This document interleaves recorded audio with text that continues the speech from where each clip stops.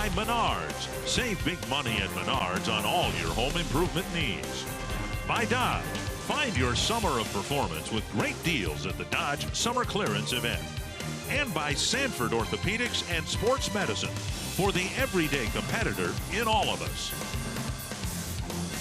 All year long, the Twins have been chasing the Cleveland Indians. For most of the year, they've been beating the Indians. Tonight, they hope to win in Game 2 of the series and end their 11-game losing streak. You can see the Indians, a very productive lineup in the American League, third in terms of runs scored per game. But they've struggled as of late to score runs. We'll see if we have another pitcher's duel on our hands here tonight. Dick Bramer and Jack Morris with you from Progressive Field in Cleveland. And boy, the Twins would love to win a ball game and end the losing streak. And to that end, they're handing the ball to Andrew Albers in the hopes that he can pick up a win here in Cleveland. Well, Andrew's got one thing going for him. He's confident in what he has. You know, Paul Mahler described him as a guy that might not have that electric stuff at the major league level, that all his pitches are maybe a little short of what you'd normally consider a guy to be called to the big leagues and make his first start of the season. But he has experience. He's been in Rochester all year and done well there, and he's getting his chance right now to go out and maybe show this organization that he is a part of the future, and he can do that tonight by having a good start against Cleveland here tonight. To say the least, the 50th win of the season has been very elusive for the Minnesota Twins. They've got a lot of games remaining against contending teams. They'll hope to spoil or derail Cleveland's pennant hopes tonight.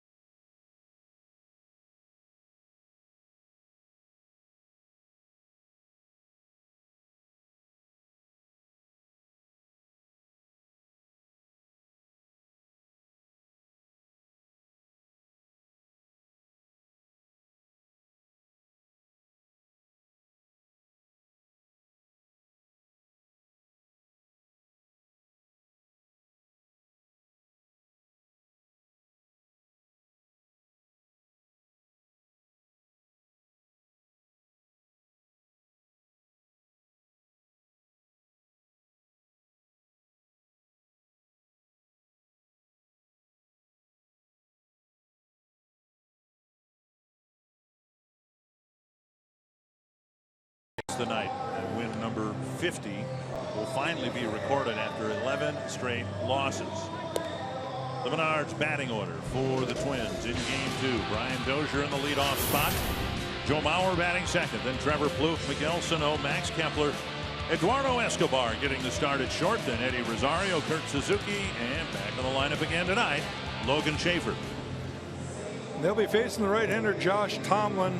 He's making his 25th start of the season. That is a rough go as of late. He lost his 5th straight game in Texas back on August 25th. He's making his 11th career start against the Twins, 14th appearance where he is 4-4 with a 5.19 ERA. And one thing to keep note of, he's given allowed 34 home runs so far this year in 145 innings. He does have 106 Ks, throws a lot of strikes, only 20 walks. So he's going to come after, but the home run ball has been a problem for him. Third start against the Twins. When he faced the Twins at Target Field in mid-May, he gave up 3 home runs in one game, 1 to Miguel Sano, 2 to Byung-Ho Park. And everything we said last night about Hector Santiago and his miserable month of August, you could say about Tomlin. He's had the same type of luck or success in the month of August. 0-5 with an ERA of almost 11 in his 5 August starts. Dozier to lead things off. Here we go. First pitch driven to deep left center field. And Brian Dozier tees off. It's 1-0. Number 31 for Dozier.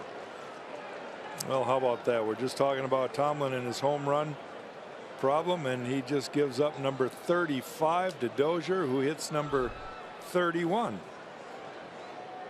And Brian, I could say it quieted the crowd. They hadn't been here long enough, or there aren't enough of them to make any noise.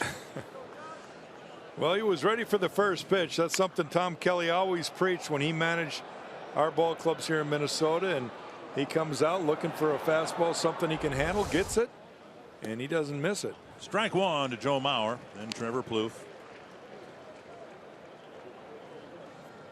31 home runs for Brian Dozier.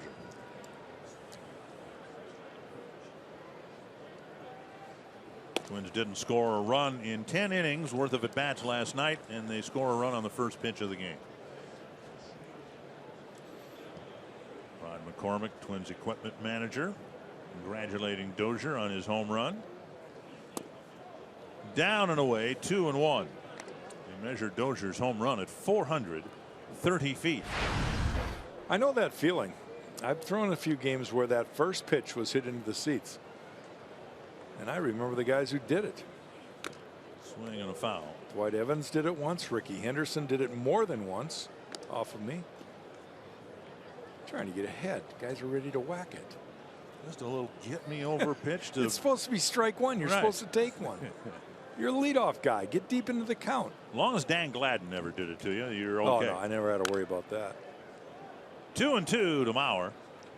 If 35 home runs sounds like a lot to give up in a year, it is, but it's a long way short of the major league record.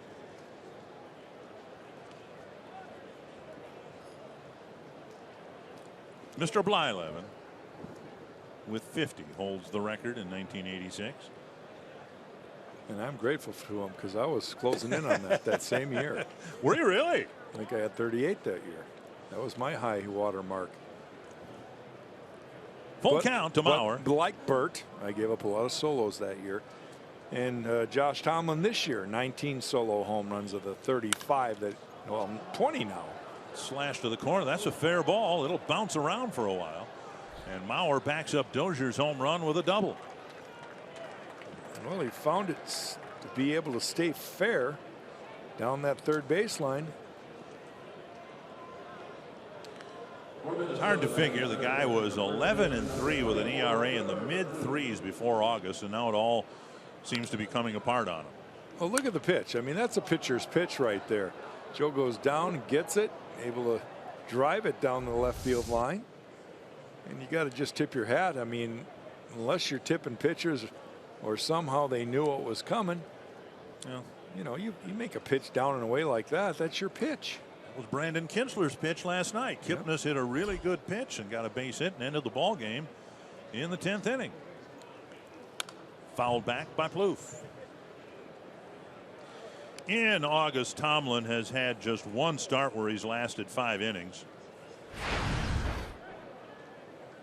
And now 10 home runs allowed in his last 25 innings pitched.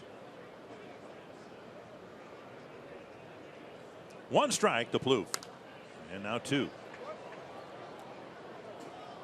Josh Tomlin's the longest tenured Cleveland Indian, senior citizen of this ball club. A lot of turnover, of course, in Major League Baseball, particularly in this club, but he's been here a while.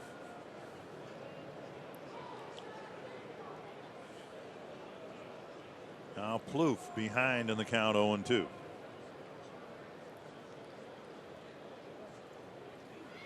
In the dirt, blocked by Jimenez. Jimenez finished the game behind the plate. but Roberto Perez started last night.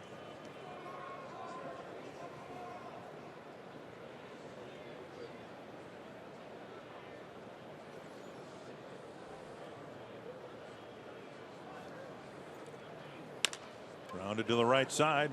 Mauer will advance, and Napoli finds the pitcher. Productive out for Plouffe, and that'll bring up Sano.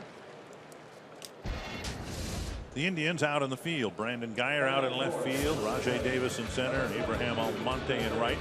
This, of course, the Northland Ford defensive alignment. Ramirez, Lindor, Kipnis, Napoli, the infielders with the switch behind the plate. Perez and Jimenez starting for him in game 2. Here's Miguel Sano. Indians will bring the infield in.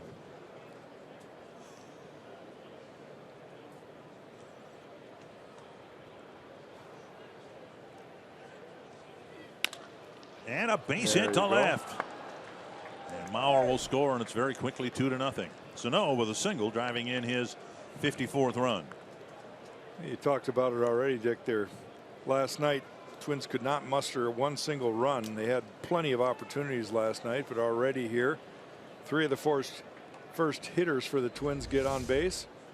And good to see Miguel Sano getting that pitch and driving it right through the hole on the left side, easily scoring Joe Mauer. Twins up 2-0.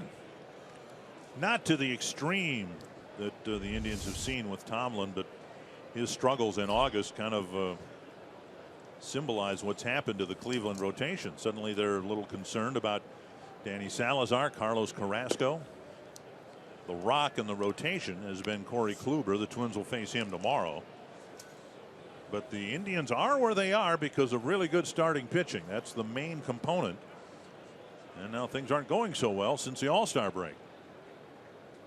1-0 to Kepler, and Sano just barely got back. It looked like he got frozen there with Tomlin flipping to Napoli. You know, you can look at what you're just describing with Cleveland 2 different ways. You can look at it like, oh boy, are they going to be able to hold on? But if they do hold on, you can also look at it as maybe they got their bad or their down part of the year out in August, and that they'll start picking it up again in September as they head into postseason. Seen that happen both ways. Last year the Royals struggled in August, but then they got it going towards the end again and ended up winning the World Series.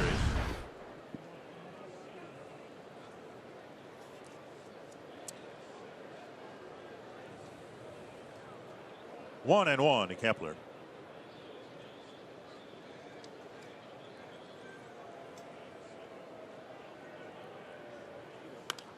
Fouled away. One thing Tomlin does is he throws strikes. He's going to come after you, and that's probably been part of his problem, part of his downfall. Like a lot of pitchers, unwilling to try to get hitters to chase in hitters' counts.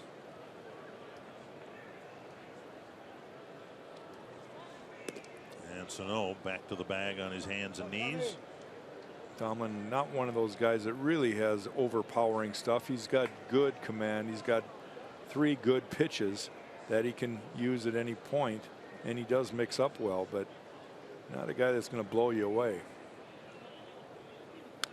And Kepler on a pitch away, which is where the Indians pitched him in last night's game. Yeah, Max was hitless in 5 plate appearances last night. Trevor Bauer with a nice game against the Twins, his best game against the Twins this year. Didn't, of course, get the win, but kept the game scoreless, as did Hector Santiago. Off speed pitch, Kepler strikes out, 2 away. And that'll bring up Eduardo Escobar.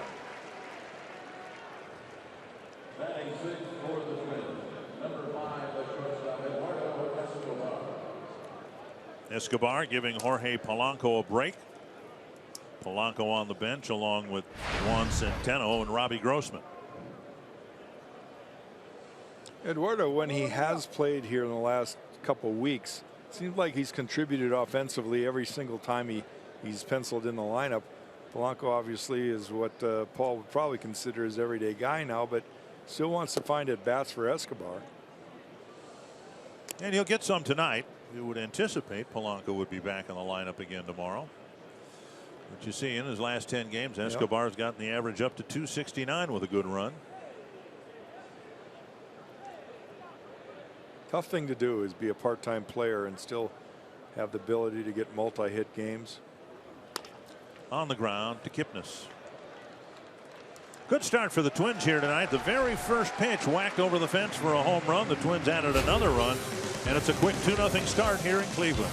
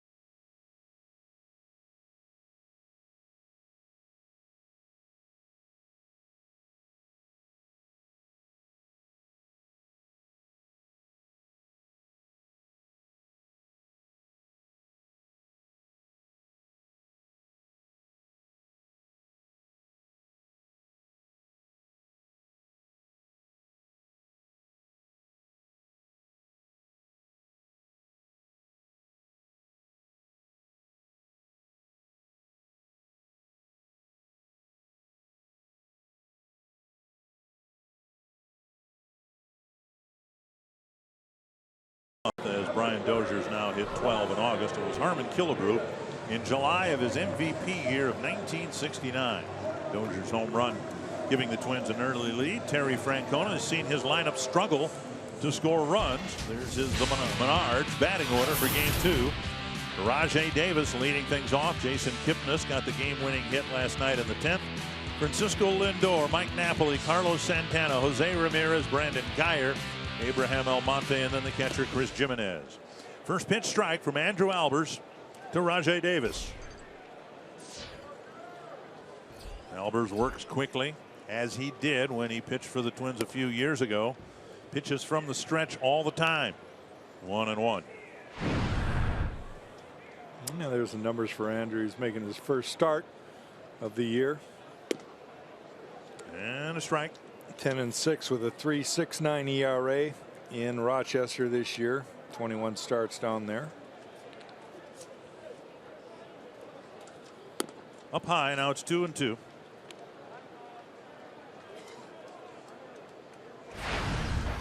He does have a couple innings under his belt for the Twins this year. Just last series in Toronto, he got a couple innings, gave up a couple runs. Shift on for Davis, and that ball gets by Kepler. It would be a single, and instead it will be Rajay Davis ending up at second base. And boy, Logan Schaefer, excuse me, did a nice job of helping out there, getting to that ball, sliding and getting up and throwing it back in, because Rajay Davis had 3 on his mind. But Logan Schaefer doing a nice job. See, the pitch is away, and Rajay just goes with it. And again, Max Kepler not making a good decision. But hustling Logan Schaefer helps him out. Pretty much the same play that turned the game around Saturday in Toronto. And now leadoff double for Davis, and here's Jason Kipnis. Runner to third, and save for out. He overslid the bag. Sano kept the tag on him, and Davis overslid third base. And Sano, in falling down, was able to keep the glove on the runner. And Jerry Meal says he's out. Here comes Terry Francona. I don't know what the point of arguing is other than to keep Davis in the game. The one thing that Davis might be arguing is he didn't have the glove on me when I went off the bag. And that's what we're going to have to watch. He easily steals third. And yeah, he was still holding on to him, so he's got to be out. Meals waited a long time pondering what he had just seen, and you know what? Did he pull him off? That's the old Kent Herbeck. The glove is he's on safe him. right to there, but he lifts his glove up, and it looks like he almost pulled his leg right off the bag. So the Indians won't challenge it. The argument was, I think you're right, that Sano arm wrestled Davis off the bag. One away. A throw out for Suzuki. But that's on Albers there too. The Twins have played against Davis enough to know that he'll take advantage of. Well, now I guess there was some thought of perhaps challenging the call anyway. One strike to Kipnis. But the Twins have seen Davis enough to know that if he's at second, he loves to go to third on that first pitch. Brad Mills, the bench coach. And Kipnis swings and misses 1-2. The old Cardinal rule, though, don't make the first out at third base. Right. And with 2 strikes to no, alerted in the dugout that he needs to pull over on the right side of the infield.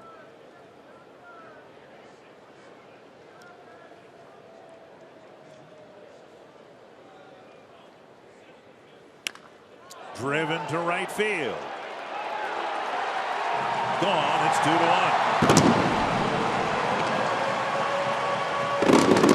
So we had to go 10 innings last night for either team to score a run. And this game should be 2-2 with nobody out in the bottom of the first.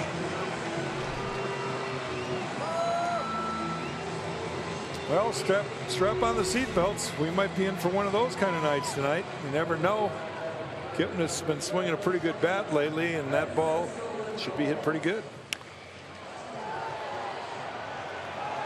Just barely made it over. 1 out, 1 in. Here is Lindor. And Albers puts one on the outside corner, a strike.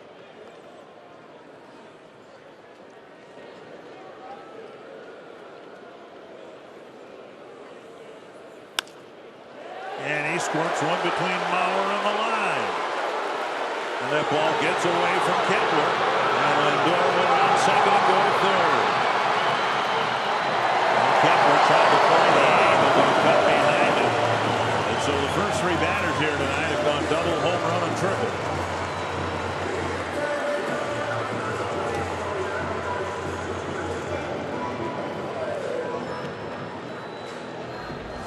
Let's watch it again as this ball shoots down the right field line. Max Kepler just drifts over into that corner and again kind of gets caught up, not knowing how to play the carom off the wall. You see it, the bat boy's there, or the foul boy, whatever he's called.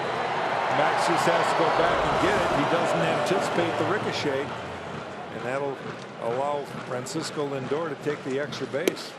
Strike on the outside corner. The way the ball came off the sidewall, and we can't see it from here, it almost looked like it might have hit a seam and came off at a weird angle.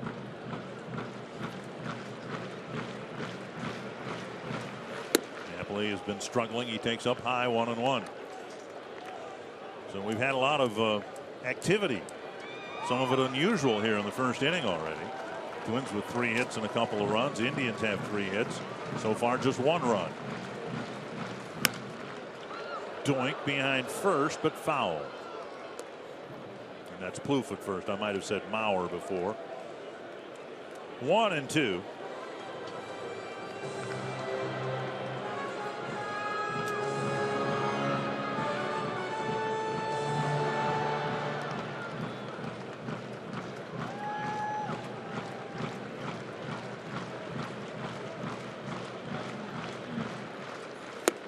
Wow. Napoli strikes out, a potentially huge second out this inning. They'll bring up Carlos Santana. Change up down and away. out of the zone. Napoli's just a little over anxious, and he can't hold back. So a good pitch for Albers.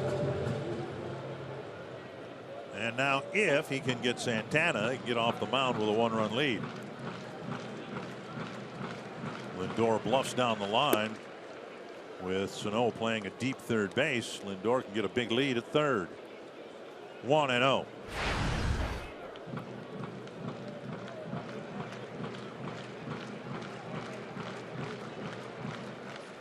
Up and away.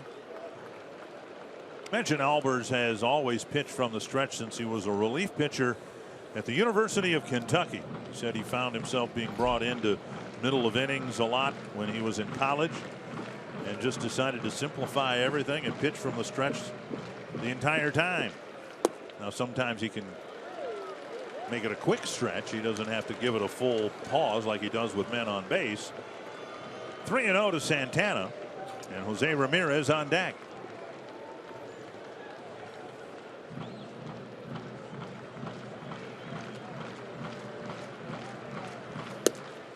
And a strike. 19 pitches, a dozen strikes.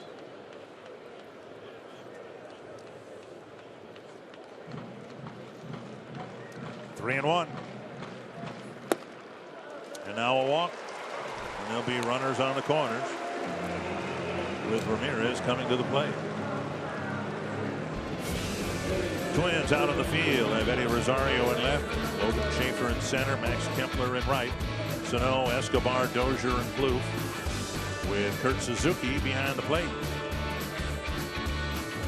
It's kind of a steady diet now for Paul Molitor to rotate Juan Centeno and Kurt Suzuki every other game.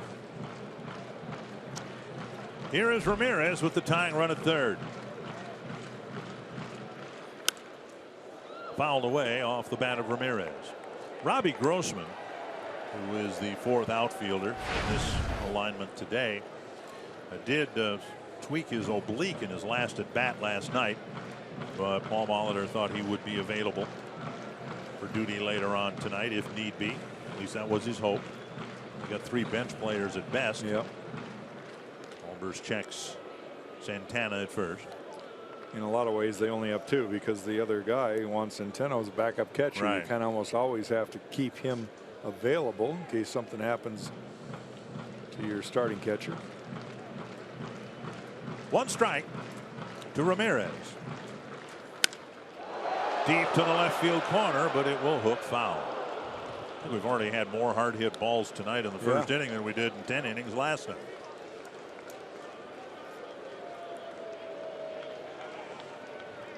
Getting us with a home run. Dozier with a home run. Got two doubles, a triple, some loud fouls. 0-2 to Jose Ramirez. Change up lifted to right, and Kepler has it measured. Nice off-speed pitching by Albers. He struggled a little bit in the first, but comes off the mound with a 1-run lead.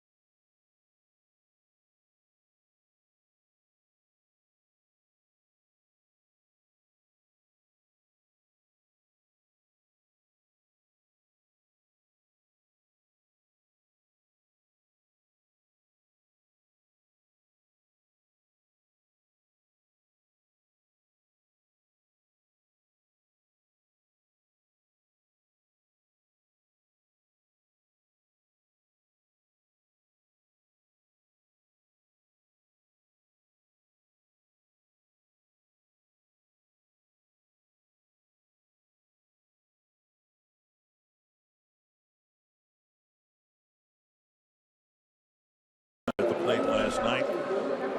Came in and misplayed a ball. And this one, you got to give him a little benefit of the doubt. You know what he was trying to do. If the ball had not hit that angle, the first angle wall, he was trying to get the ball from going into the corner. And with about 2-3 feet left on that angled wall, it hit that padding and kicked out behind him. Here's Eddie Rosario. And there is strike one. Bottom third of the Twins lineup: Rosario, Suzuki, and Schaefer.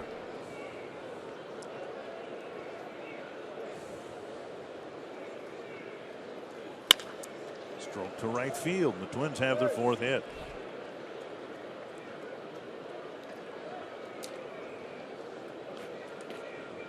And Rosario's aboard. Kurt Suzuki will bat next. Number 8, catcher Kurt Suzuki. Eddie now with 3 hits off Tomlin and 8 at bats.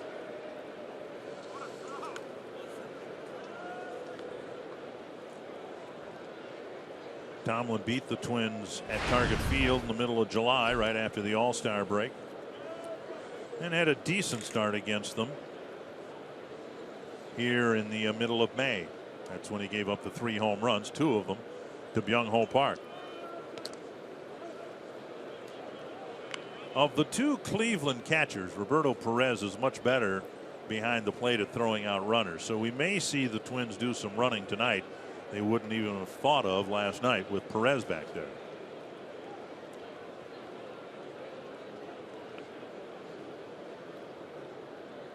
And you can see Tomlin with a slide step deep to right center field, and hauling it in on the warning track is Abraham Almonte. Suzuki giving it a ride to right center field for the first out.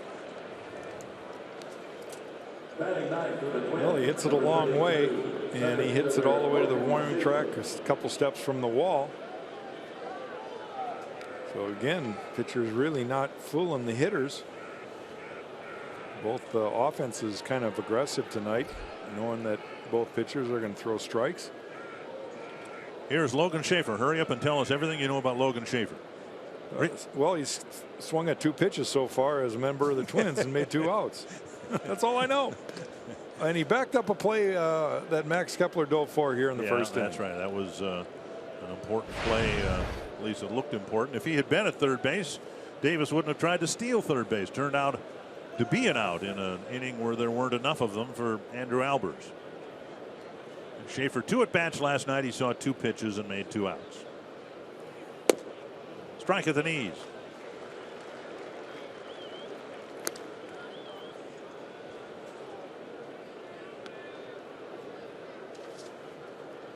Mentioned it last night. That's about all we had time to mention about Schaefer last night.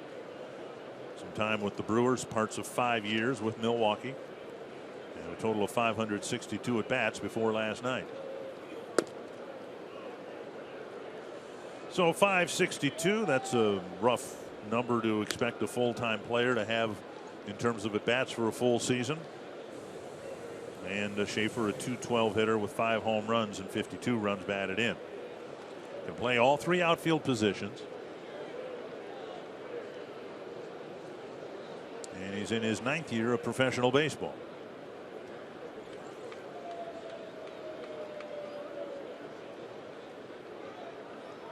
And a look over at Rosario. 7 triples, 31 doubles. 10 steals, 13 tries in the big leagues.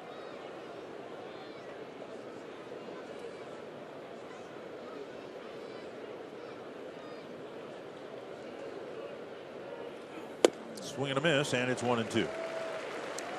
Had a decent year at AAA, and the Twins decided to call him up rather than Byron Buxton, who was the International League Player of the Week last week. Buxton hit 4 home runs and had himself quite a week. Had 4 home runs, 1 each in 4 straight games. 1-2 to Schaefer. Foul ball catch by Napoli. Still 1-2.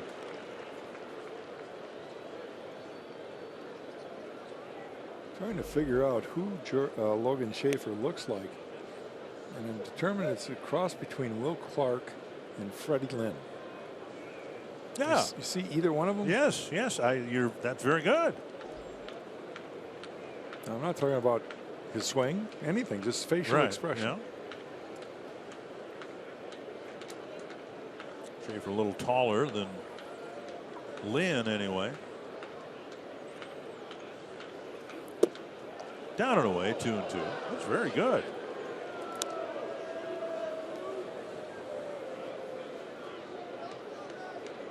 Well, he's taken a few pitches here tonight. You can see this questionable pitch just off the plate. Fastball down and away.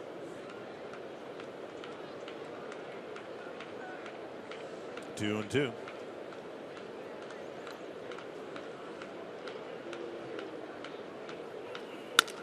Up the middle, and Schaefer with a base hit.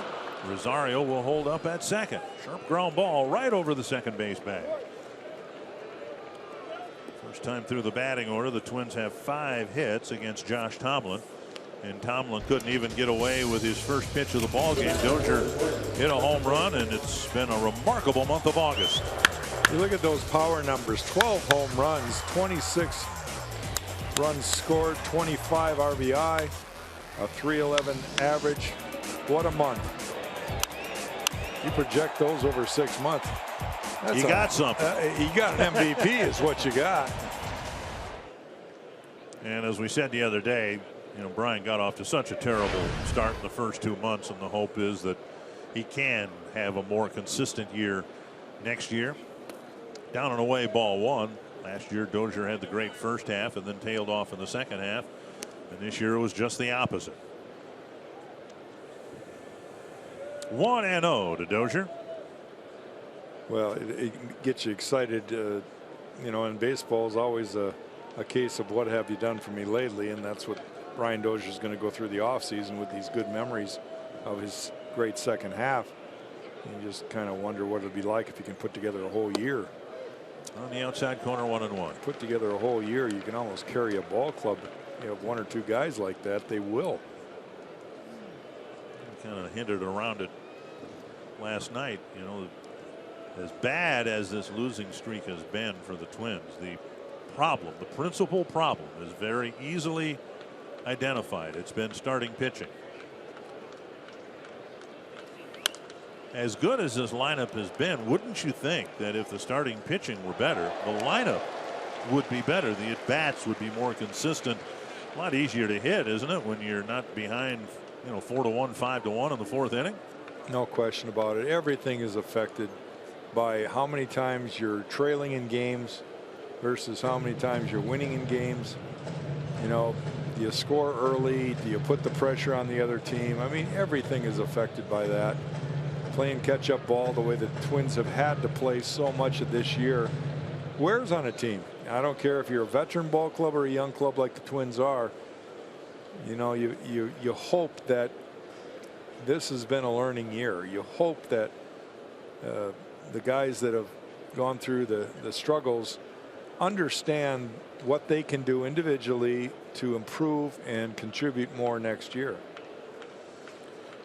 1-2 to Dozier. Twins trying to add to a 2-1 lead.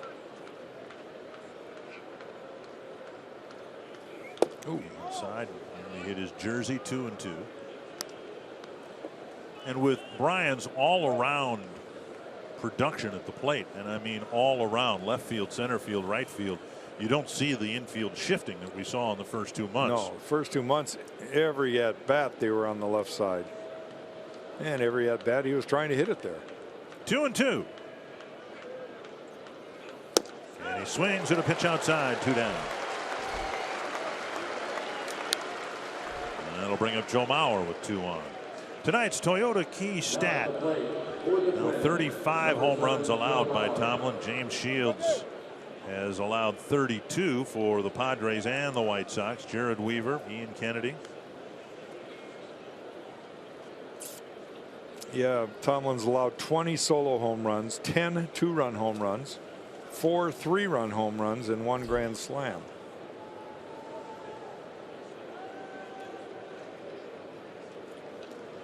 Mauer with a double down the left field line his first time up.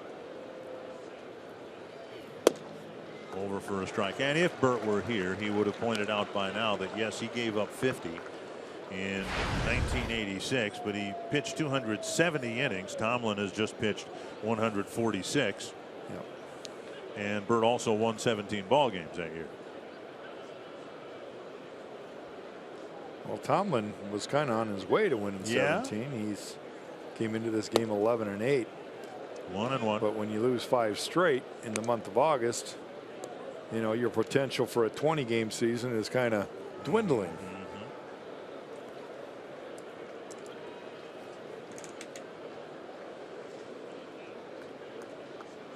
Twins trying to get a 2-out hit from Joe Mauer to add to a 2-1 lead. Almost foul behind Butch Davis, and it's 1-2.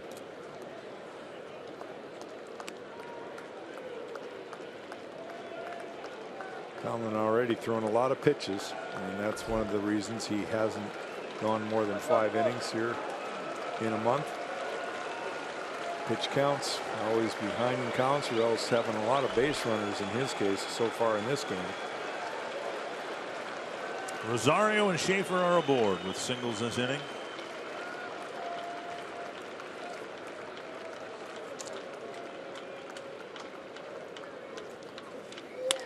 And Mauer flares one down the left field line. It'll drop for a hit. Rosario around third. The ball fumbled by Geyer, and Mauer has an RBI single. It's 3-1. No extra base will be granted the Twins on an error. I don't believe they do put an error up on the board, apparently feeling that Schaefer took third on the bobble and left. We'll watch it, Joe, again. Same pitch, down and away. This was a breaking ball instead of a fastball, but he hits it off the end of the bat, and Geyer comes in and misplays the ball. You can see him. I can see charging him an error for that, because had he come up cleanly, maybe Schaefer wouldn't even have gone to third base. It was a ball bounced that high on regular grass. Mauer just flipped that thing out to left field. That almost bounced over his head. Quick trip to the mound by Mickey Callaway. 11 at bats for the Twins, and they've got 6 hits against Josh Tomlin. 29 hits in the game last night in 10 innings, so Twins got their hitting shoes on tonight. See what Plouffe can do to keep the line moving.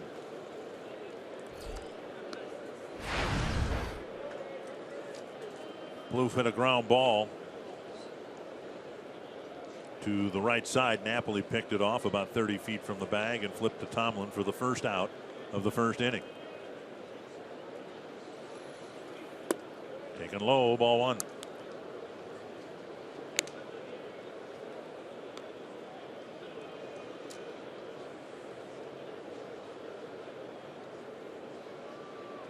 Early activity already out in the Cleveland bullpen. 1-0 to the Twins first baseman. 40th pitch for Tomlin, and it's outside 2-0. Tomlin maintains he's healthy. There's nothing wrong. Sean Armstrong just called up yesterday. Danny Salazar put on the paternity list for the Indians, so Armstrong will get a chance to fill a spot in the bullpen.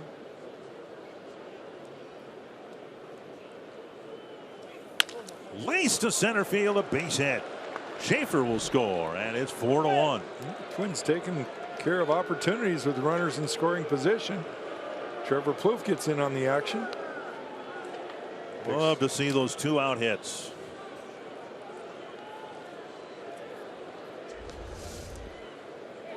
Another pitch right down the middle, and even the Twins can hit those. Hey, the Twins have had one of the better lineups since July 1st. I'm just saying, that ball over the middle, it doesn't matter where you are, what level, what league. Throw it there and take your chances. That's going to be the end of the night for Tomlin. Wow. He ended up retiring 5 batters, giving up at least 4 runs, and Tomlin's August of misery continues with his shortest start of the year. And Armstrong will pitch to Sano when we come back.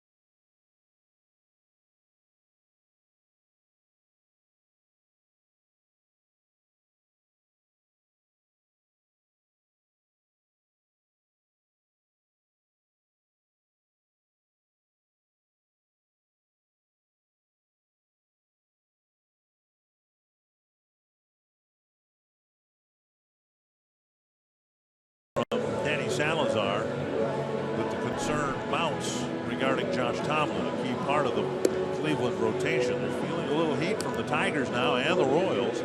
He is knocked out in the second inning. Sean Armstrong will take his place. Well, you mentioned he was just recalled the other day, so he hasn't had a lot of innings here at the major league level this year, only 3.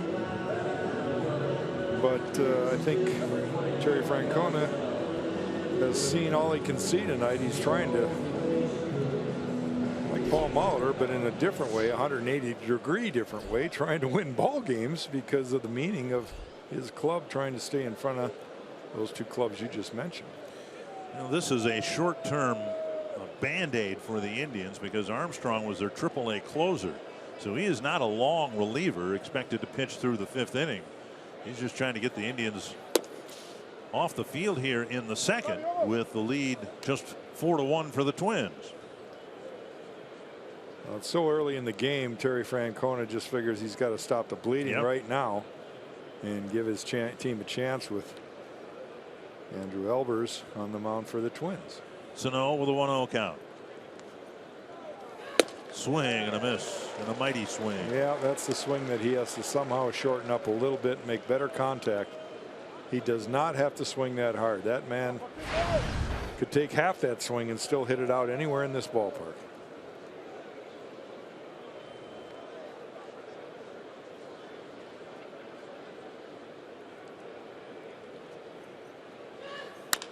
Tap left side.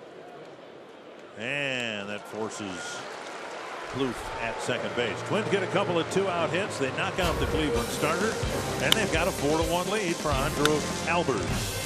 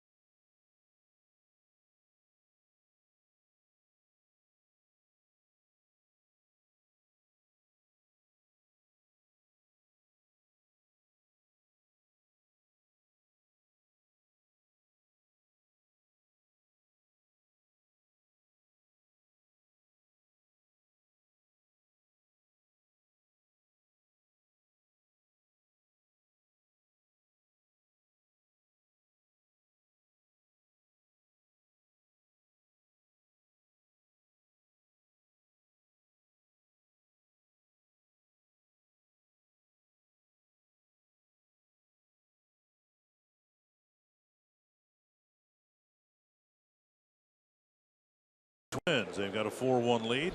Andrew Albers will start the second inning, facing the bottom third of the Cleveland batting order, starting with Brandon Guyer. Ball 1.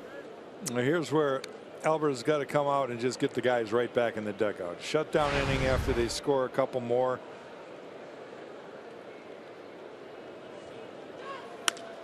Driven to right field. Kepler catches the liner, 1 down.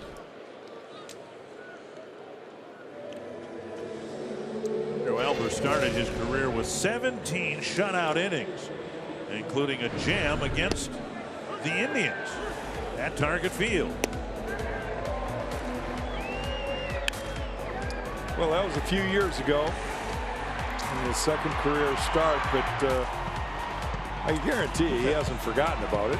Look at the players there. Morneau, Chris Herman, Chris Colabello, Doug Bernier. What are you saying there? the roster's had a little turnover.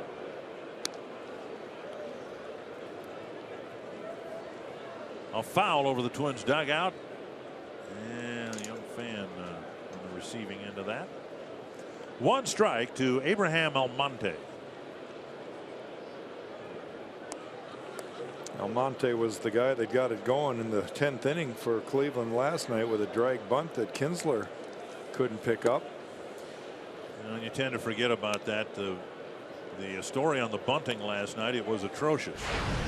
1 at bats worth of attempts by the Twins, 2 for the Indians, but the winning run was in the 10th, ignited by a bunt single. I asked Twins third base coach Gene Glenn about bunting here at the big league level. I said, wasn't that just a lovely display of major league bunting? And he went on for about a half hour about, the fact that there's just a lot of guys not comfortable with squaring around. He says there's a lot of really good bunters that can drag bunt because they see the strike zone a lot better. He says a lot of times a guy will square around and he will basically not know the strike zone, so he's bunting at everything. And I think that was the case last night of everybody on both sides. They were just trying to put the ball down and they weren't strikes. Down the line into right field, not unlike Lindor's hit. This time Kepler plays the carom better, but it's still a double, and the ball bounces free to Sano. 1 out, and another extra base hit for the Indians. They've already picked up 4 of them in 7 at bats. Well, that ball boy down the right field line is getting his exercise in. Again, this one shot by Trevor Plouffe down in first base line, and kid has to pick up his chair and get out of the way. This time Kepler plays the ricochet a lot better, and makes a nice strong throw, but a little late for Abraham Almonte, who runs fairly well. Here's Chris Jimenez.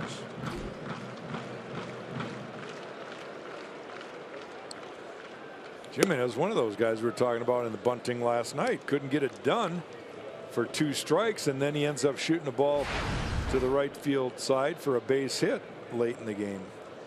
At .223, he is by far the best hitting Cleveland catcher they've had this year. And now strike 2.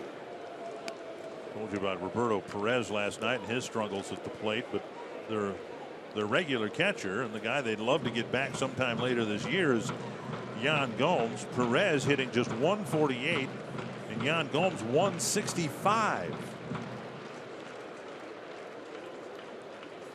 And as it stands right now, the Indians are poised to get into postseason play with that trio, any combination thereof, 2 of those guys moving forward into the postseason. Now there's still time to make a trade. In fact, there are reports out there that the Indians have acquired Coco Crisp from the Oakland A's.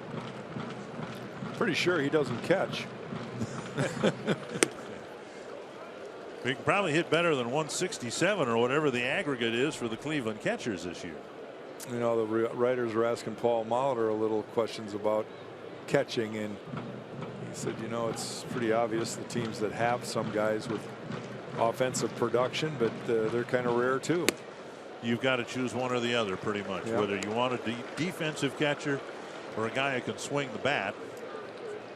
And the Twins have the guy who can swing the bat. That's Kurt Suzuki.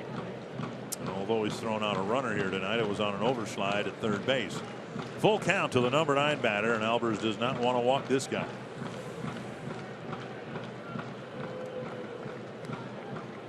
Jay Davis is on deck.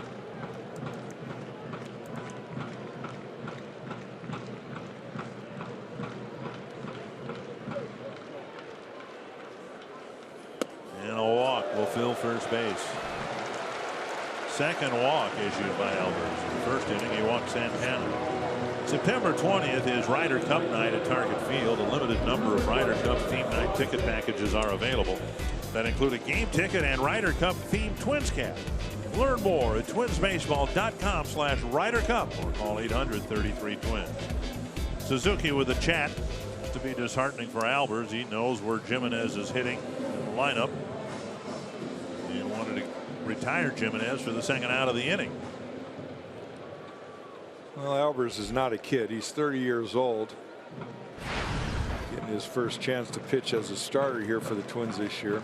It's from North Battleford, Saskatchewan. Now, you're a big fan of Twins territory. You've got it covered pretty well. You know where North Battleford is?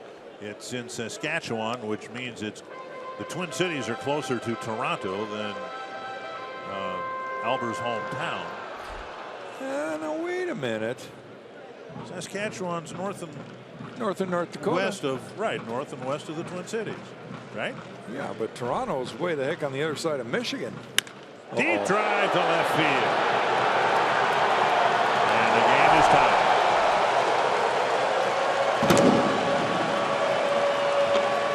A 3-run blast, and now the walk to Jimenez really hurts. Well, Dick, you've talked about it tonight, and we both have, about a lot of balls being hit hard by both clubs in this game. I guess you could say that one was a no-doubter.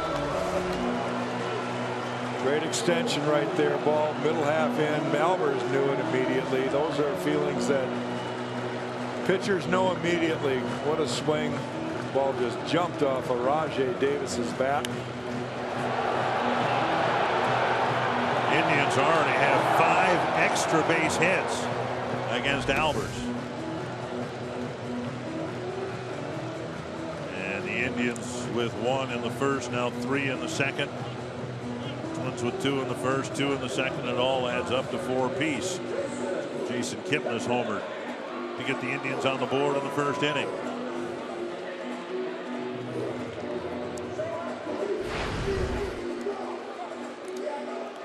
So is this one going to slow down? I mean, we said strap on your seatbelt. And down and away, ball 1. Twins starting 3 left-handers in this series. Santiago did a real good job last night. Albers is struggling. Another lefty. Pat Dean will go tomorrow. Outside 2-0. Albers was able to pitch around the 2-out walk in the first. He walked Santana, but got Ramirez. But he walked Jimenez and set up Davis's game-tying home run.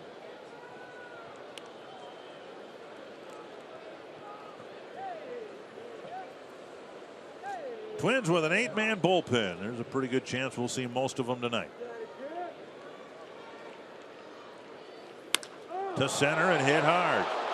Schaefer going back. Oh, what a great catch by Logan Schaefer. That was a great catch. Took a good route, allowing for the slice off the bat of Kipnis, and tracked it down on the track. That was a perfect route. He went back, and then he knew that the ball was going to fade a little towards left field.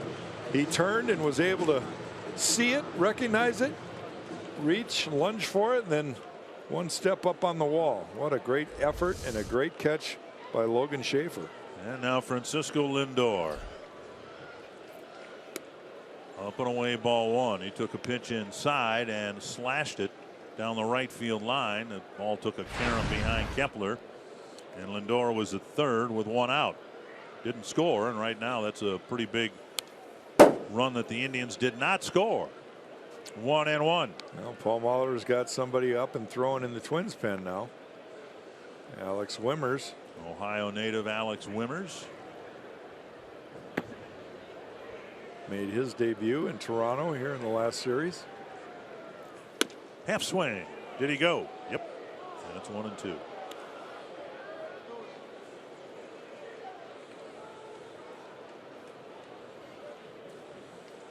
Albers with a great relief job in the last homestand, and then had to be sent down. Not the last homestand, the one before. 6-inning relief stand at a time when the Twins really needed Albers to pitch some innings. And right now it doesn't look like he's going to last 6 innings this year. That 6-inning relief outing was against Houston on the 11th of this month. Outside, it's 2-2. The 11th starter for the Twins this year.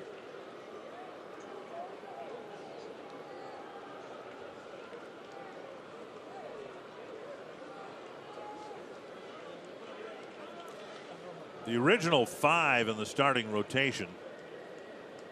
There are just 2 starters left, Kyle Gibson and Irvin Santana. Fouled away. Phil Hughes, of course, done for the year with his broken leg and rib resection. There's Paul Molitor talking with Neil Allen. Ricky Nolasco's been traded. Tommy Malone on the disabled list. 2-2 to Lindor. Deep down the line, but foul.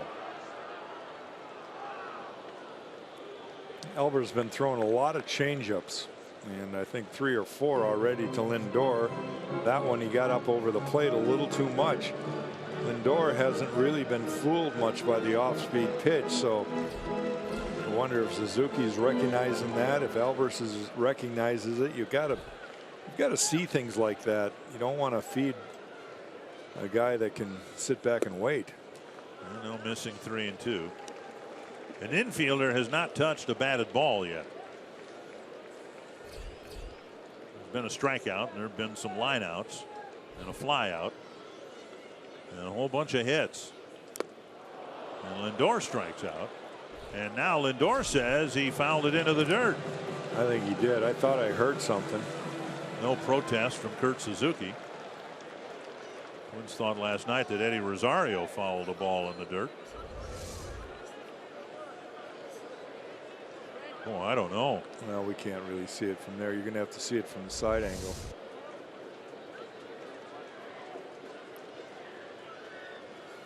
I don't know how high fastball gets you. We are tied at 4 after 2.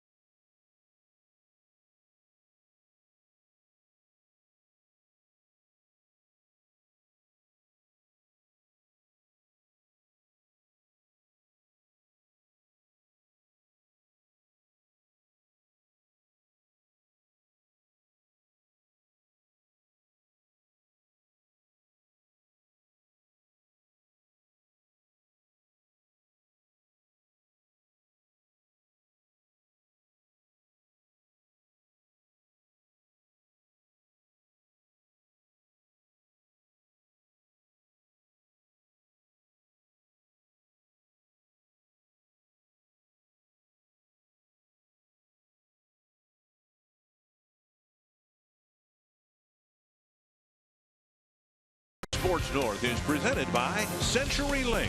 Switch to CenturyLink Prism TV for an advanced TV experience. Learn more at cprismtv.com.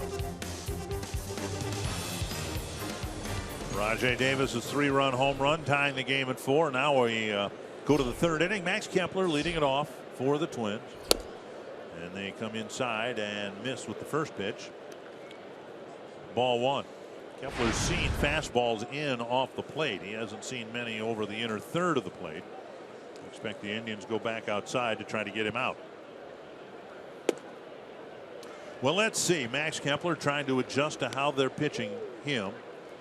And if he only had somebody on the team who was a left-handed batter who could teach him how to hit the pitch away to the opposite field for base hits. If there was only somebody on the Twins roster who could do that, Kepler might be a quick learner. We never know. Well, there's a guy that got his 2nd hit today and became the all-time leading hitter against Cleveland, and that's that guy right there. And he hit them both on balls down and away. Right. And that's what Kepler's seeing an awful lot of. 2-1.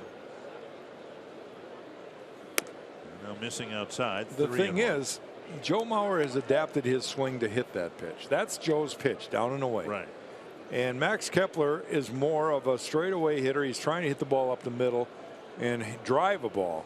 So I don't really know is that you're really ready to have him change his swing. What you have to do is make him recognize the pitch a little bit better and cover that part of the plate. Right. No, I'm not suggesting he changes his swing, but no. if that's where the pitches are, you need to be able to handle them. Well, you got to be aware that that's what they're trying to do. Number one, I think he's aware. He's just still hoping they make a mistake. Got a piece to stay alive. You know, one thing you can do, and we've seen it with some really good hitters, Napoli's one of those guys, is you just get up on the plate a little bit more, and that way everything's still in. Yeah. You know, those balls away are now middle of the plate. You've got to show that you can still handle the ball in, though, because you're going to really get it coming in on you hard when you move up on the plate a little bit. Another 3-2 to Kepler. Chopper. And Lindor. Kepler by a step, one away. And that'll bring up Escobar. Escobar with a ground ball to Kipnis his first time up.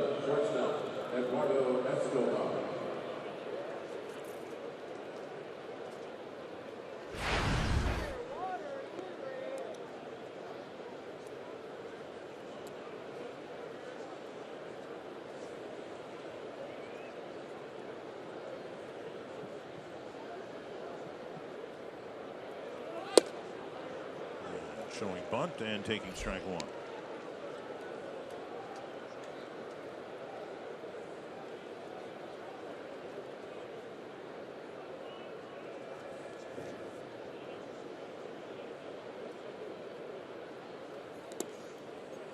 Down and in. 1-1. Twins will face a tough customer tomorrow in Corey Kluber, and then they go home for 4 games with the White Sox, where they will not have to face Chris Sale. They'll face everybody but Chris Sale. Quintana, Rodon, Shields, those guys, but not Chris Sale. Outside, 2-1. Escobar getting the start tonight at shortstop, and it has nothing to do with the way that Jorge Polanco played last night. He got 2 hits, made a couple really nice defensive catches, and I think just Paul's just giving him a day off and letting Eduardo get a day. Another 3-ball count for Armstrong.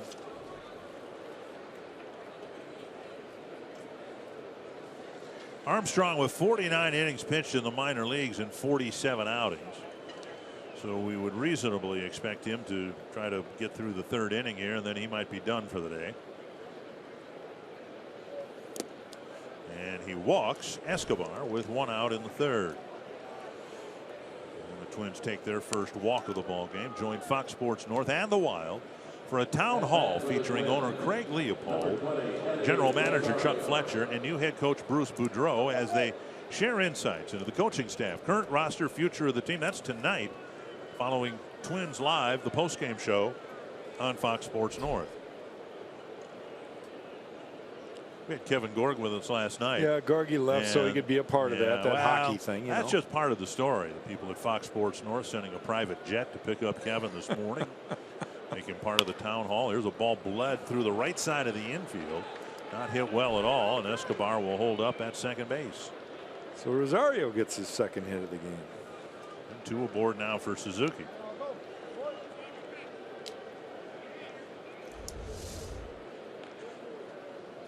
Breaking ball down and in, and Rosario just hooked it with enough momentum to get it through the right side of the infield. Here comes Mickey Callaway again. You ever been on the Fox Sports North private jet? No, I haven't, but it was good to see Kevin Gorg as he was leaving today. He had his Hugh Hefner silk robe and pipe. Right. And playing the part, you know, the big shot. I wanted to make sure that I knew he was on his way. Dan Otero getting loose. And again, the Indians deciding to go with Armstrong, even though he's a short reliever, to try to get out of the second inning. But now he's run into a little trouble again here in the third. Suzuki with a deep fly ball to right center field, hauled in by Almonte.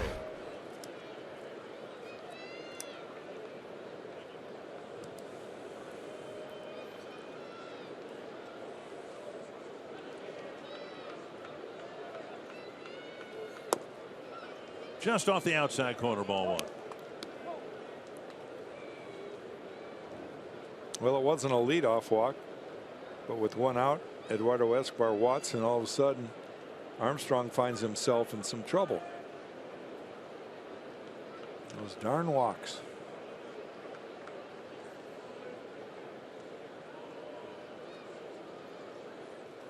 You were always, at least as I remember, you were always pretty stingy, right? Early on, did you have Early on, I walked a lot of guys, way too many, threw a lot of pitches.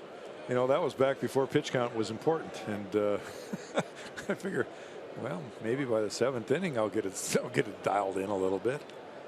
I'd walk 4, strike out 5, walk, 4, strike out 6, walk 5, strike out 3. 2-0 like to a lot Suzuki. of guys, it took a while to figure it all out. And a strike call, 2-1. Was it a gradual process, or did you just 1 year figure it out and were able to throw it over the plate? I wish my learning curve would have been quicker, quite honestly. I know I had coaches preach to me since I began about the importance of throwing strikes, but it finally dawned on me. It's like, a hammer hit me over the head. I got to quit doing this. This is just a lot of wasted pitches. 2-1 to Suzuki. That was a wasted pitch. Now it's 3-1. Schaefer on deck. And again, it's Armstrong, even though he's only thrown 20 pitches for most of his year, he was brought in to close out ball games and pitch the 9th inning only. And in this case, a wake-up call came early in the 2nd inning. He had to get the Indians off the field with 2 men aboard and 2 out, and then he had to go back to work again here in the 3rd. 3-1. Twins threatening to retake the lead.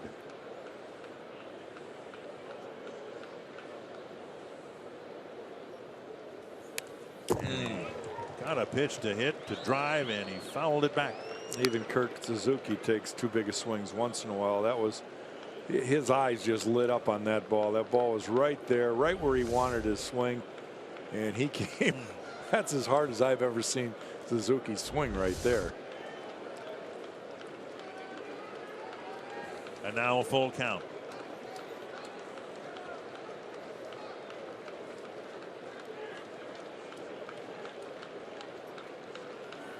And he took ball 4. They're loaded up with 1 down.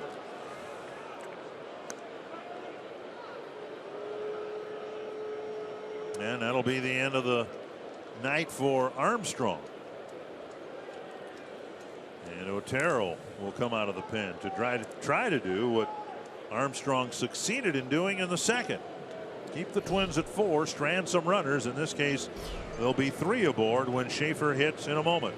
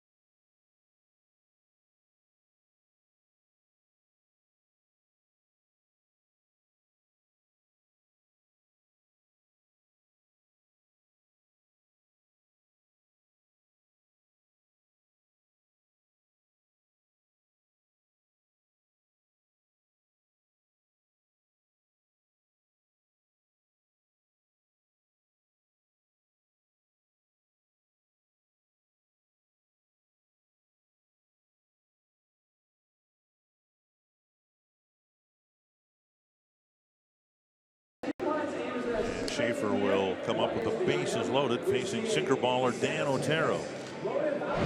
We had a pitcher's duel last night, and we talked about how Cleveland's strengths throughout the whole year have been their starting pitching and their pitching staff in general. And then, of course, as soon as we say stuff like that, we have a game like this where Terry Francona already here in the third inning has had to go on through three pitchers. So that's baseball.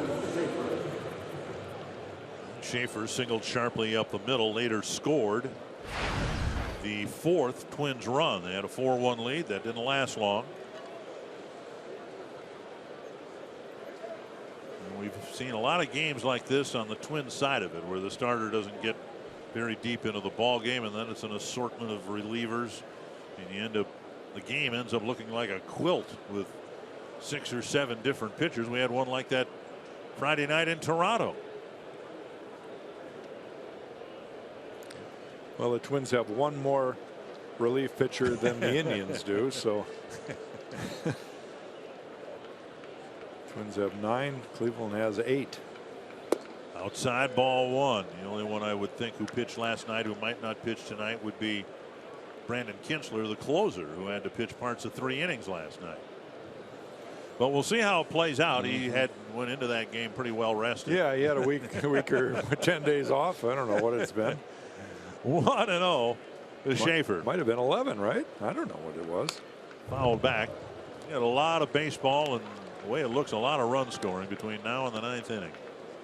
Well, Schaefer has another tremendous swing, or as one of our hitting coaches used to say, nice pass at the ball.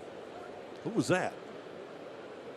Who was that? Tigers hitting coach? Yeah, it was a Tiger hitting coach. It was after Gates Brown. I'm trying to think who that was. 1-1. Now 2-1. Did you ever hit? In high school? But I mean, like you, I was a star in high school. I was not.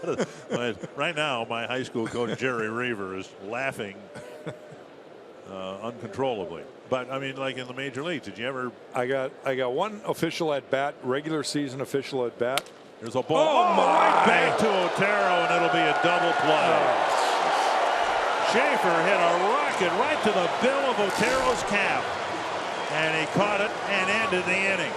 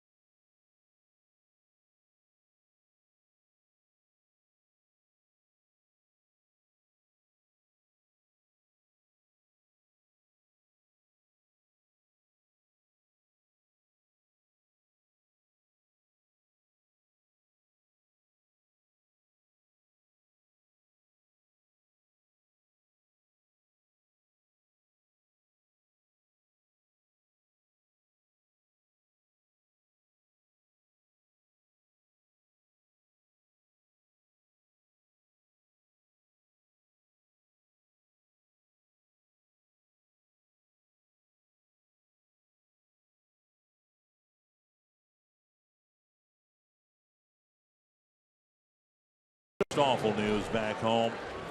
Teddy Bridgewater suffered a knee injury today, a serious one. Vikings athletic trainer Eric Sugarman said that Teddy Bridgewater has a dislocated knee, a complete tear of his ACL in his left knee, and other structural damage.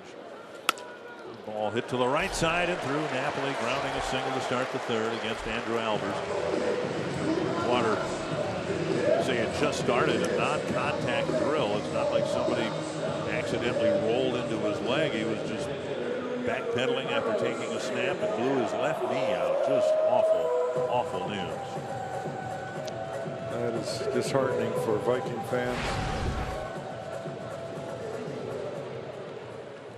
Carlos Santana, he walked in the first inning. Albers out there. The hit to start the third inning, his first non-extra base hit. Pitch is up, ball one, and what we're seeing here, that Albers, who obviously has struggled through two, asked to get some outs in the third, is a residue of having so many short starts during this 11-game losing streak. Well, with a base runner already, Paul Mahler's got Alex Wimmers back up and throwing. And the extra base hits, 5 of them, not the only well-hit balls. There have been a couple of lineouts. Schaefer with a great catch in center field after the Davis home run. Wimmers getting loose. And Wimmers, like Armstrong, most of the year was a closer at AAA.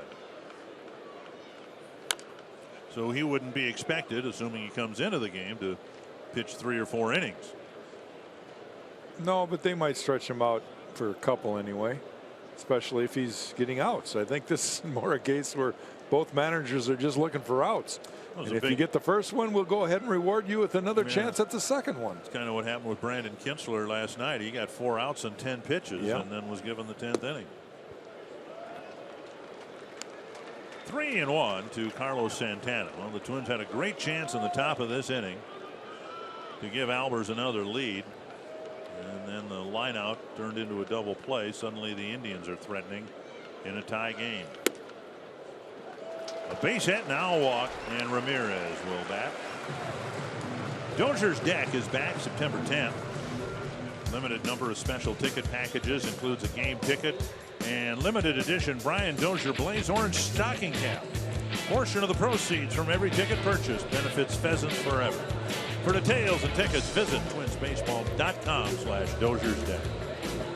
Well, Paul Mahler has seen enough. He's got to go to the pen here. Nobody out in the third, first and second, and Wimmers will check in.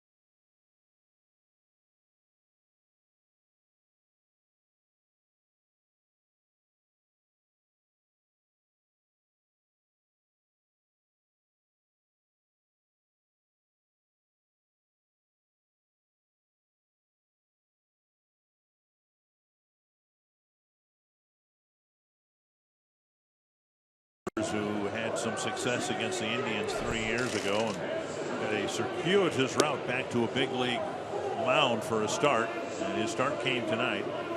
He gave him some early run support, but he's out after 2+ innings. And Cincinnati native Alex Wimmers will continue to have the week of his professional life. He said over the weekend that it was just a thrill to get into a couple of games. He's in his 7th year of professional baseball. Finally broke through to the major leagues, a former #1 draft pick, couple outings against Toronto, and now more or less on his home turf. And he comes into a tough spot, first and second, nobody out. Jose Ramirez will bat.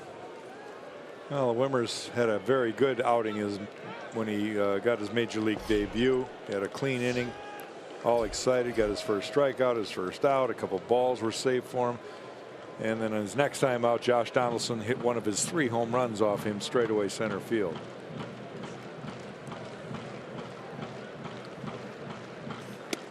Missing inside, ball 1. We were talking tonight during dinner, you and I, and we were talking specifically about the season where the Twins have now used 29 pitchers. And a game like this for both Suzuki and Jimenez are tough because you're catching so many different arms. You're trying to figure out how, what this guy's got on a particular night. And then as soon as you get that established, somebody else is out there throwing. 2-0. Well, the craziest thing about all of this for me is the fact that the Twins at this point don't know who their general manager and president of baseball operations is going into next year yet. And so right now, when they could be evaluating all 29, deep down the line, just foul. Ramirez just missed a 3-run jolt. I mean, if it isn't Rob Anthony, then the new persons coming in, I don't know if they are watching in earnest the way everybody involved with the organization is right now. This just missed the pole down the right field line. 2-2 to Ramirez. And a changeup got Ramirez on strikes. That was Wimmer's featured pitch at Ohio State, and he needed a good one there, and he got it. 1 down. It's a big out. It really is. It's a tie ball game. He comes in with a couple inherited runners, and he throws an excellent changeup. So you don't want to leave that on the inner half of the plate. No, but if you don't. Hitter sees it in there, that makes him even quicker with the bat, doesn't it? Well, the whole point of the changeup is to get them out front, and that way, if it's away, you take away their hips, you take away their legs, because they've already, given that up. Down and away, ball 1. They can still hit it, but their hands have to be back. The thing with the changeup is usually their swing is out front. Good pitch, though. 1-0 now to Geyer. Twins could use a double play. Indians got one to get off the field in the top of this inning. Half swing and a strike.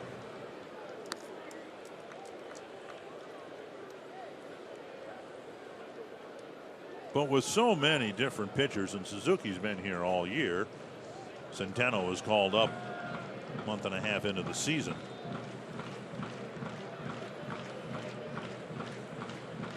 Suzuki, you can't blame him if he feels a little bit like a jockey riding a different horse every day.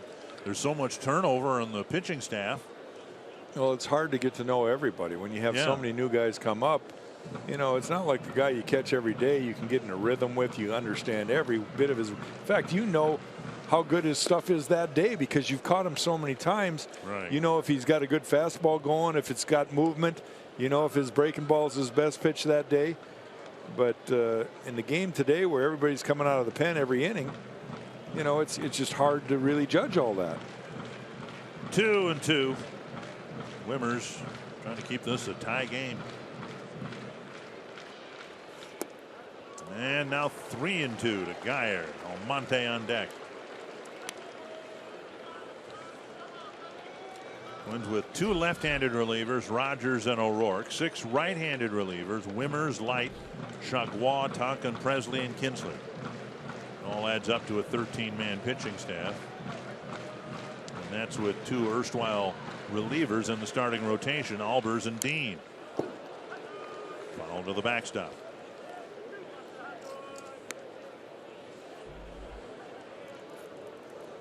Wimmer said he came to Jacobs Field back then when he was living in Ohio and Cincinnati. He would come here to Cleveland to watch the Indians play a time or two, but of course growing up in Cincinnati he was a Reds fan. Another 3-2 to Geyer. Lifted foul and out of play. We mentioned it when he made his debut from Moeller High School in Cincinnati that produced a Hall of Fame player this year, Ken Griffey Jr. I got Alex Meyer on the scoreboard here, but it is Alex Wimmers. They look a little bit different, I think. 1-6-7. Just missed, but a walk, and they're loaded up. So the Indians load the bases with one down on a single and 2 walks. And we'll see if Wimmers can get Almonte to hit into a double play.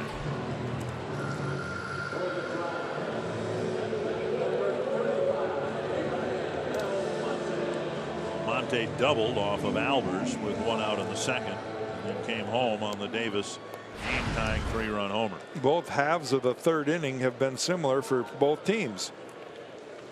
A hit and a couple walks loads the bases up.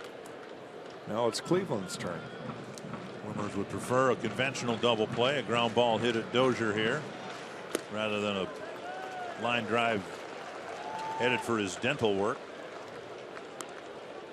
That's what Otero got. It's unbelievable.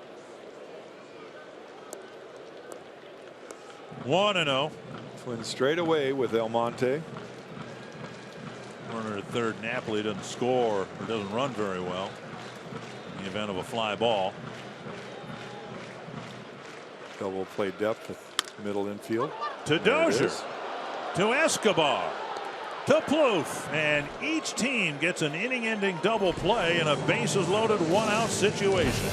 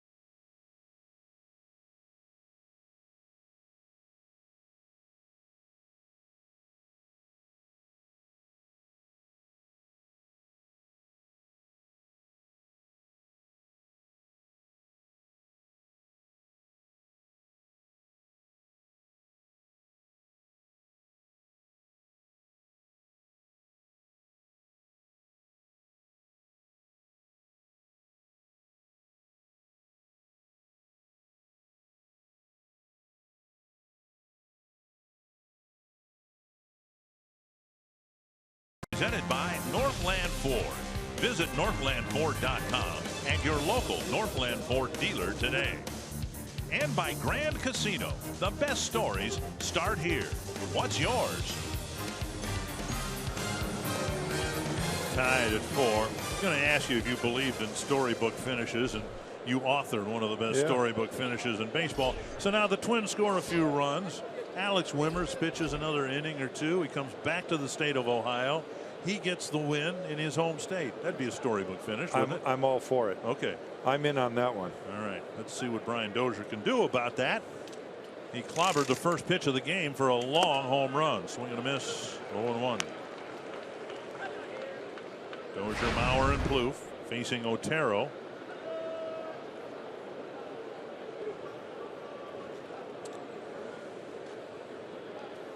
Outside, 1-1. Oursoup.com trivia question: which Twins player has the most home runs in August in a single season? Dozier hitting his 12th. That's got to be right up amongst them right there.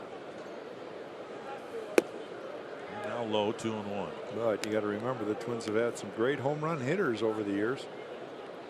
You got a guess there, kid? Well, it's got to be Dozier. Didn't we just say that the record for home runs in a month is 12?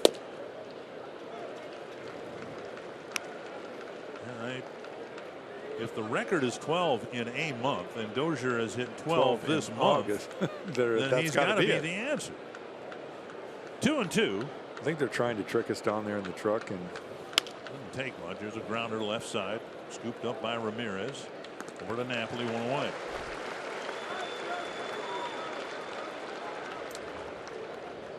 These are the same two teams that played a 1-0 ball game in 10 innings last night. I thought last night's game, even though the Twins lost, I thought last night's game was one of the better games I've seen this year. I really did. I thought there was some great defensive plays. They were sharp.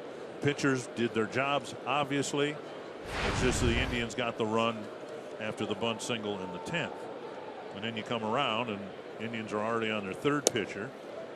Well, there was 17 hits in the game. Twins Right. had 9. Cleveland had 8.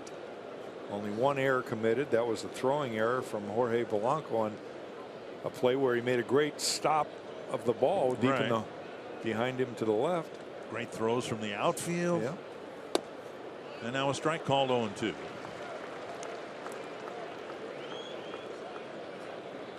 Mauer with 2 hits, both of them to left field, both of them right down the left field line. A double into the corner in the first, and an RBI 2-out single. Shank shot down the left field line in the second. Now pulled wide of first base.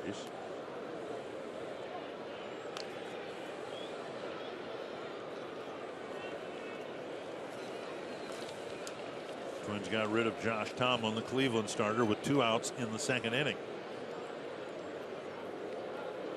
Mauer's hitting .500 off of Dan Otero. He's got 2 at-bats and a hit. Ooh, close pitch. Pitcher and catcher both wanted that one. And it's 1-2.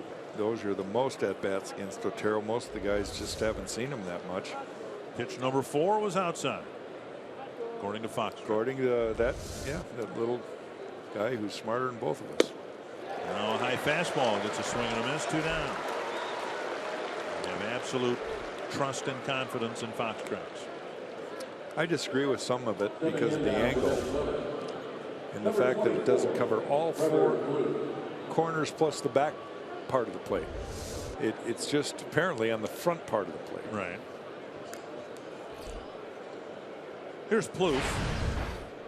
Single up the middle with 2 outs. Driving in a run in the second inning.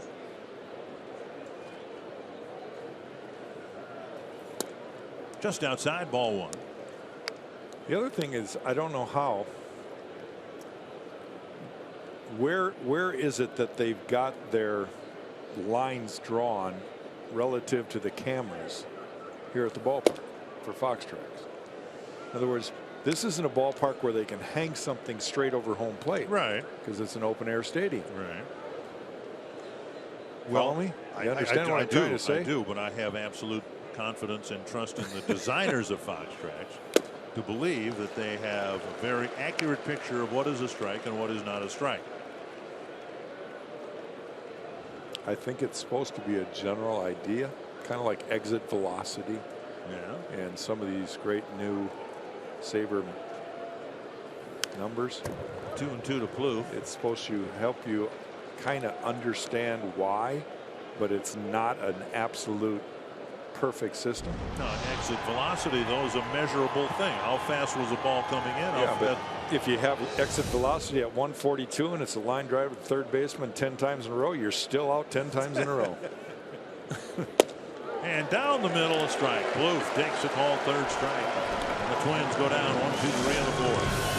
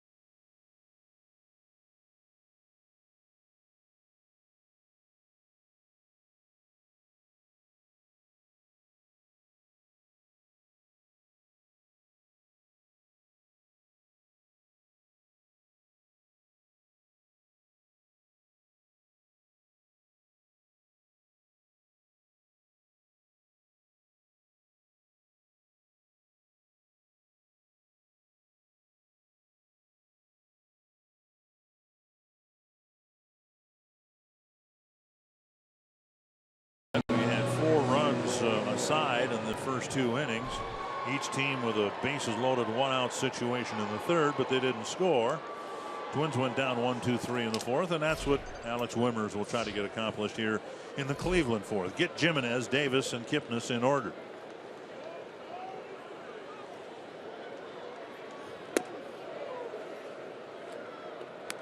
Inside ball one. Jimenez walked right in front of Davis's 3-run home run, and as upset as Wimmers might have been with the home run, I'm sure it's the walk that really displeased him, which made it a 3-run home run instead of a 2-run home run. Foul back, 1-1. There's still time, as we said. The Indians can make a move to add a catcher. It just seems implausible to me that they hope to get into and then through the playoffs with their catching situation as it is. Jimenez is a journeyman catcher, and Perez is basically a backup, and they're hoping, crossing fingers and everything else they can cross, that Gomes will come back healthy and suddenly be able to hit. Start hitting the ball, yeah, against the time of year where you're going to see the best pitching all year long. In the competitive games, you bet. Postseason baseball. Well, yeah, if he comes back in the middle of September, every game's going to be meaningful for the Indians, and then by extension, whoever they're playing. You know, the Twins will have a few series here where against the White Sox or, you know, some other teams that might the Mets, who don't seem to be going to be in the hunt there in the National League East. But by and large, every one of these games the Twins are going to be playing in will matter to somebody, and 3-2, that's what the Indians will face as they try to, you know, get into the postseason play. Now, a leadoff walk by Wimmers, and Jimenez, the number 9 batter, has walked twice. See the remaining schedule for the Twins. 31 games counting tonight. And the Twins again need to win 14 of them to avoid 100 losses, but you've got the Indians, the Royals, unless they fade, they're in it right now. So are the Tigers. Mariners, 5 games above 500, they're still contending. And the Mets, 3 games above 500. Yeah, they're 9 out, so it doesn't look like they're going to be in the hunt.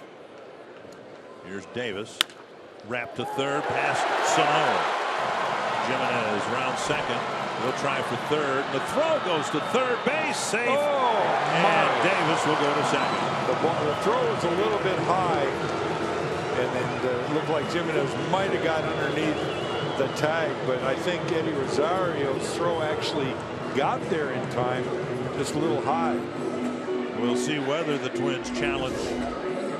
You see the ball shot by a diving Sano here by Rajai Davis, and then Eddie Rosario trying to make it another assist, comes up firing. With a pretty good drop tag by Sano. We'll see whether he got him here. I think he made it. Sano wants Paul to take a look at it, but I don't think. The tag obviously was high because the throw came in right at his helmet. The only thing that could have happened right here is Jimenez might have popped off the bag for a second. He's out. What you think? The Twins will challenge this here. They're going to take a look at it. I thought I saw the tag. You know, it's one of those deals where feet first slide. Sometimes the contact with the bag isn't made as quickly as it could be. And we'll see if the Twins get this call at third overturned. Sano dropped the tag right in the midsection of Jimenez. And the Twins will spend a challenge here in the 4th inning.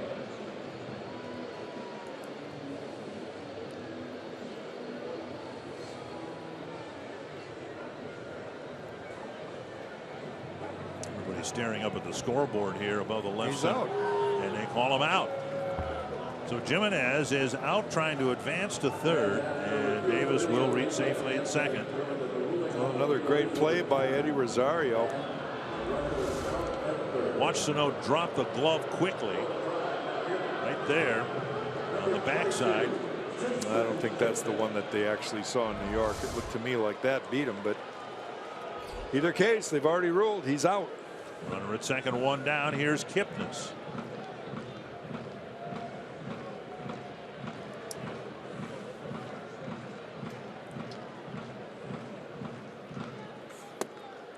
Second low, ball one. This is the second time in this game that the first out has been recorded at third base for Cleveland.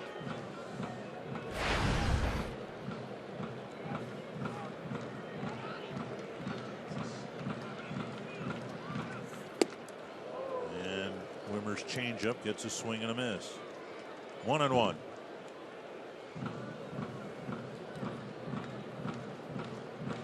Saw Davis scamper to third base after his double in the first inning. Swing and a miss again by Kipnis on another changeup. That may be one of the shortest times of review on a challenge that we've ever seen. 4 seconds. Really? That's what it says. Maybe they're watching our telecast in New York and already got a look at it before they officially challenged.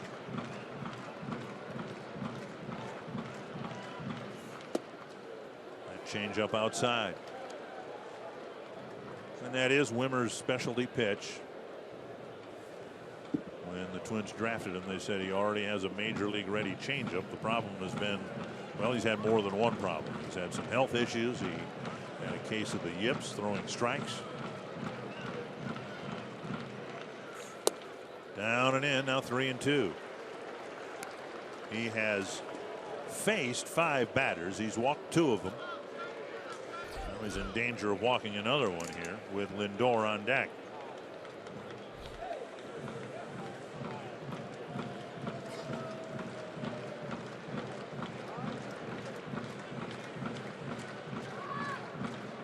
And Wimmers looks at Escobar cutting behind the runner.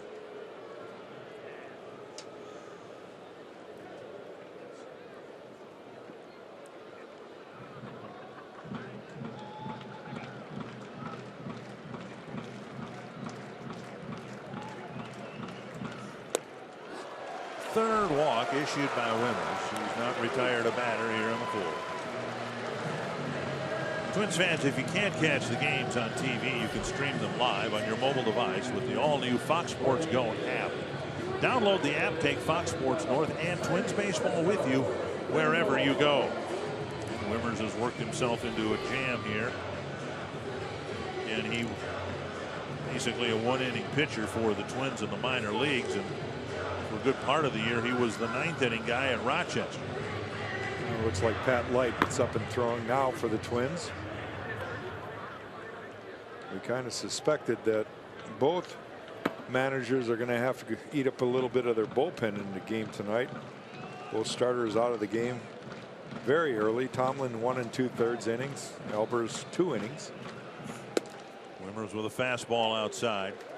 Got a ground ball double play hit to Dozier to get the Twins off the field in the 3rd, and he needs another double play if the inning's going to end in this at bat.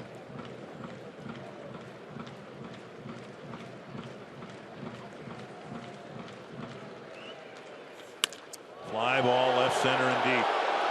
Schaefer going back high off the wall. A run will score. Second run coming in. Escobar's throw to the plate. Got him. A perfect one-hop throw from Eduardo Escobar. Nails Kipnis at the plate. Man, we're seeing some great throws. This one on a cutoff relay throw from Eduardo Escobar. But Schaefer doing a great job of getting the ball to Escobar. You knew that third base coach Mike Sarbo was going to send Kipnis. Let's watch it. High off the wall, almost a home run, just inches away. Schaefer, a great rebound off the wall and a perfect relay throw. One hop to Suzuki, and they got Kipnis sliding into home. Only Kipnis ever did touch the plate. He's trying to catch the outside part, and Suzuki just pushes his hand, never gets the plate. Wimmers checks out. Tough time of it here in the 4th inning, giving up a couple of doubles and the go-ahead run. It's 5-4, and Pat Light will pitch next. He'll be the 3rd Twins pitcher. We've seen 6 different pitchers already in this game, 3 aside.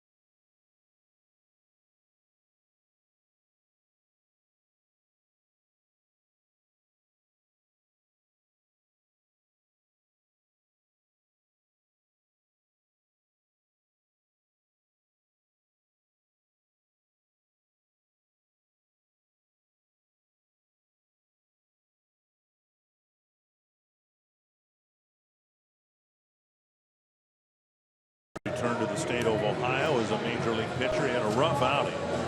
He faced 7 batters and retired just 2 of them. He comes out of the ball game with the Indians up 5-4, but Eduardo Escobar keeping the damage to a minimum so far. It's a 5-4 game, and the Indians have lost 2 runners at third and another runner at home plate. It's Pat Light. Pat Light already in his 7th game for the Twins. He's had a couple good ones and a couple clunkers. But for Wimmers, again, it's you know, we're just seeing this too often where command is the issue. You can't come in and walk 3 guys and expect to have good results. Here's Napoli. This is Light's 5th appearance for the Twins. The first 2 outings he had were for the Red Sox, and the last couple outings have not gone well for Light. Total of an inning and 2/3 and 5 earned runs, home run. And his demise his last time out was his command also. Yep. And so he delivers ball 1 and ball 2. The hope was in bringing up the likes of Wimmers and Light. Chagua has had some control issues too. They're one of the biggest issues for Twins pitching this year. Lack of command would be remedied, but these guys have come up and followed suit. And sometimes it's not just the walks, it's these counts to these dangerous hitters. It's 3-0 now to Napoli. Pushed a single through the right side of the infield his last time up. He knew he had the green light, and he swung through a 93-mile-per-hour fastball. Or perhaps that's Light's secondary pitch, that splitter that kind of darts around. Well, I don't think he's throwing a 3-0, so it's got to be his fastball. There's a changeup. Now he walks, 3rd walk of the inning. And now Santana.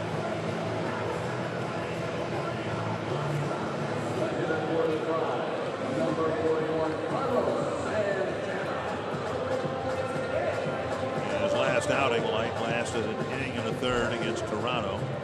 Didn't give up any walks, but 3 hits and a home run. Sorry, the 7th walk the Twins pitchers have given up in this game. Santana's walked twice. So is the number 9 batter, Chris Jimenez. High fly center field. Schaefer back to end the inning. Schaefer with a good relay off the wall, or a good carom off the wall. Relay by Escobar. It's only 5-4.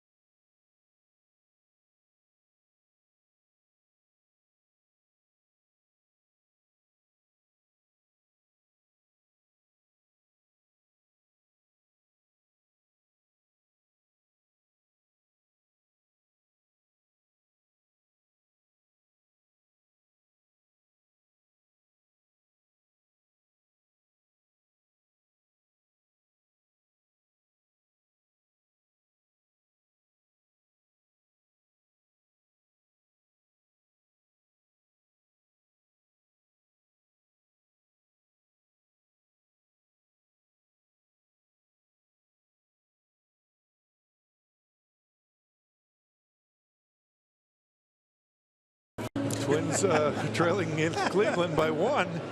Twins fans, don't forget at Twins home games, bring your Circle Me signs, and if you get circled, you may find yourself in the Minnesota Lottery winner's circle where you could win $100 worth of scratch-off lottery tickets, courtesy of the Minnesota Lottery. Now that's an August wardrobe right there. Twins jersey and a Vikings cap. Crossover of the sporting seasons. Miguel Sano swings through a breaking ball, 1 strike. Well, with Teddy going down, he might have to put a wild hat on. I don't know. And I don't say that. I feel terrible. I mean, this kid was going to be exciting to watch, and it's got to be disheartening for so many of the players. 1-1 to Sano. In case you missed it, Teddy Bridgewater, the Viking quarterback, suffered a serious knee injury, his left knee, in practice today. It doesn't look like he'll be playing at all this year. Missing inside, 2-1. Back to baseball. Sano, Kepler, Escobar to hit against Otero here in the 5th. Twins had a 2-0 lead, a 2-1 lead, a 4-1 lead. Now the Indians have a 1-run lead. Across the hands and 3-1. Sano with an RBI single in the 1st, and then a ground ball to 3rd in the 2nd. First time this series facing Otero. He's had 3 at-bats against him, got a hit.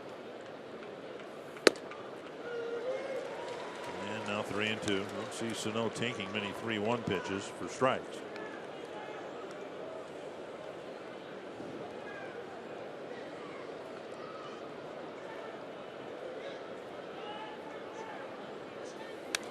Foul to the screen. Starters long gone. Josh Tomlin lasted an inning and 2/3. Andrew Albers lasted 2+ innings. Each team on their 3rd pitcher of the evening, and the game approaching the 2-hour mark. Foul back again. I don't know whether it was, I mean, I don't think it's the elbow issue, whether it was the time he missed, but his timing is Still not a little sharp. tardy. Yeah, it's still a little tardy. Zach McAllister warming up. Looks like he'll be the next pitching move for the Indians. And a fastball at 90 beats him, and that won't happen when Sano's swinging the bat well. 1 down. And that'll bring up Kepler. For the Twins, now stepping in. Fox Tracks presented by Dodge. The absolute and true Fox Tracks. Boy, you would love to see that pitch back again. That ball is center cut. That's right in his wheelhouse. Kepler 0 for 2, a strikeout in the 1st and a grounder to short in the 3rd. Right off the end of the bat, and a dribbler back to Otero. 2 down. And Escobar will bat next. The Twins flex plan gives you the flexibility, of course, to choose your games and your number of seats. Choose in advance, even the day of the game. Plan, flex plan, go to twinsbaseball.com/flex or call 800-33-TWINS to learn more. Otero throwing a really good changeup there to Kepler. He sees nothing but fastball, and the ball just takes a little off of it, hits it off the end of the bat. Outside ball 1.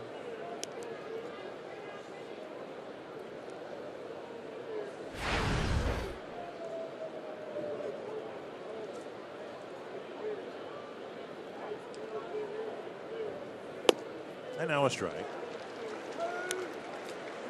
Twins had the bases loaded, 1 out in the 3rd. Since then, Otero has retired 6 batters in a row and gotten 7 outs. Remember, the first man he faced, Logan Schaefer, hit a BB right back at him, and he caught it and turned it into a double play. 1-2.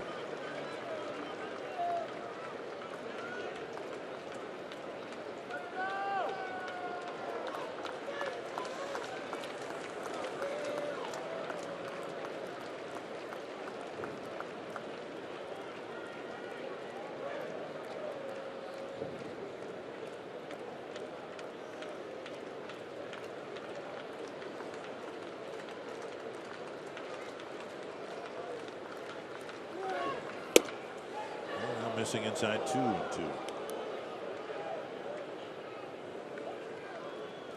Escobar's 1-out walk in the 3rd was the beginning of the bases filling situation that later evolved.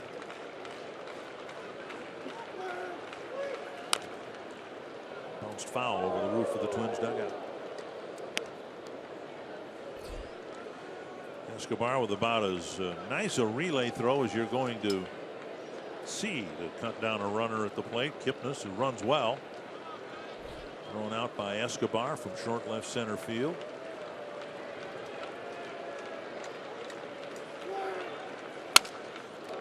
Pop fly short center. Davis coming in, and a sliding catch in center field. Nice play by Rajay Davis. Otero has another 1-2-3 inning.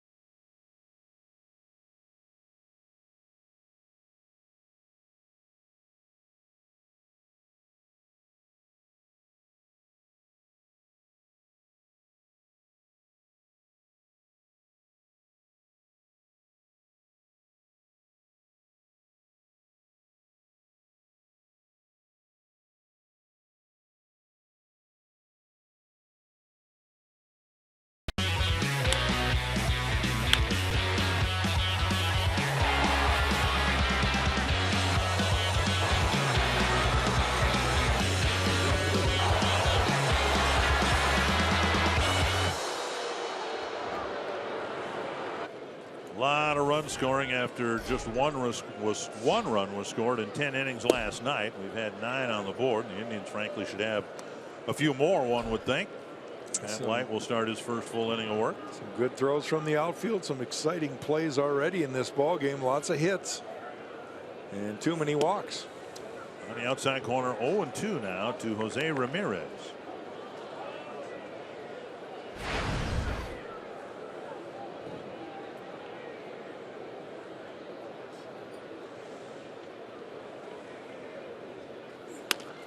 Grounder to short, and a play for Escobar. One down. And Light, last out of the fourth, now gets the first out of the fifth.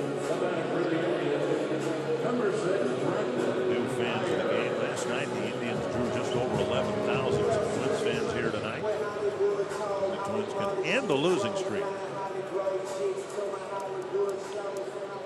It has gone on too long. The month of August looked like it was going to be another winning month for the Twins until the losing streak. Twins prior to the losing streak were 9-7 and had played really good baseball for about a month and a half. But then this thing. Brandon Geyer swing and a miss, 0-2. It looks like Pat Light's got a little better rhythm now this inning. Throwing more strikes. He's got very good movement. You talk about the fact that he's got a mid-90s fastball. He's got that good split finger. Gets a strikeout on that right there. He's got a changeup. One thing I like, he's a big guy. He's got a big frame. It looks like he should be strong and durable out there. I like that pitch. Drop, yeah, whatever that is. That's the forkball. 2 down, and now Almonte. Almonte with a double and a run scored. And an inning-ending double play hit to Dozier in the third.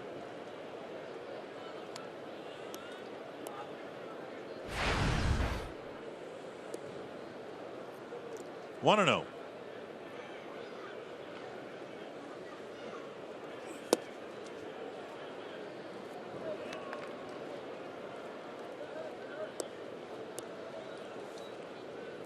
One and one.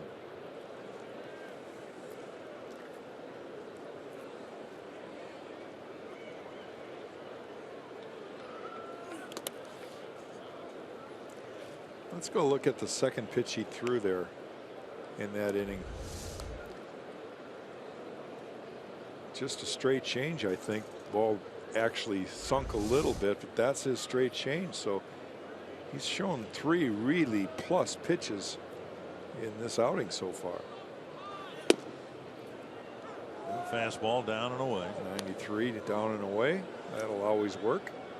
When the Twins got him, they were told and had scouted velocity sometimes in triple digits. Now we haven't seen anything close to that. No, we haven't yet, but. And he went on that split finger pitch again, which just drops about 1.5 feet. Something to build on for Light. 1, 2, 3, 5th.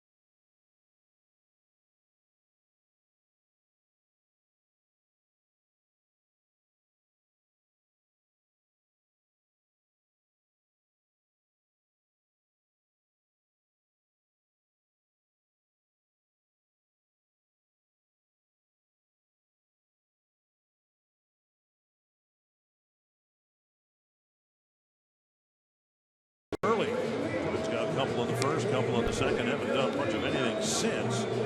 Now they'll face the 4th Cleveland pitcher of the night, Zach McAllister. Well, McAllister coming in for Dan Otero, pitched 2+ innings, did a great job of holding the Twins right there, hitless in those 2 innings, struck out 3. McAllister pitched a 1/3 of an inning in last night's game, got credited for the win. He pitched the last out in the top of the 10th inning, and then his team came back to score a run, so he gets the win last night. He'll face the bottom 1/3 of the Twins lineup, starting with Eddie Rosario, who's got a couple of singles, then Suzuki 0 for 1 with a walk, and Schaefer, who's blistered the ball twice tonight in his 2 at-bats. Strike at the knees, an off-speed pitch.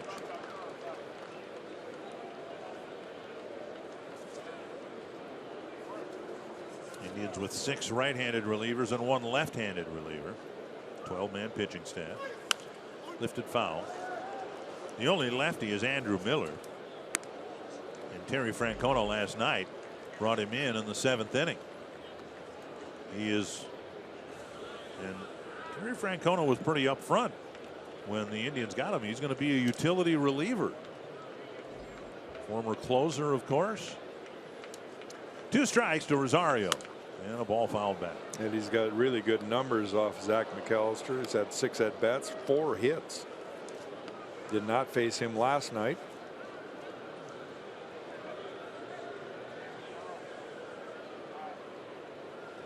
Rosario's average up to 271.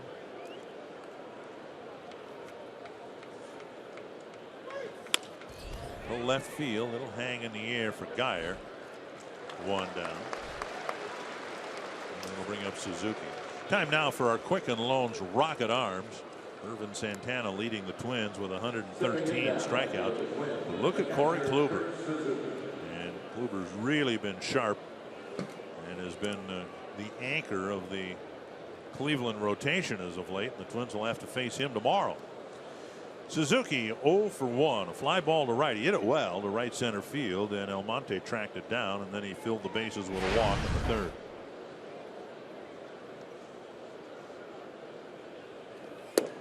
On the outside corner.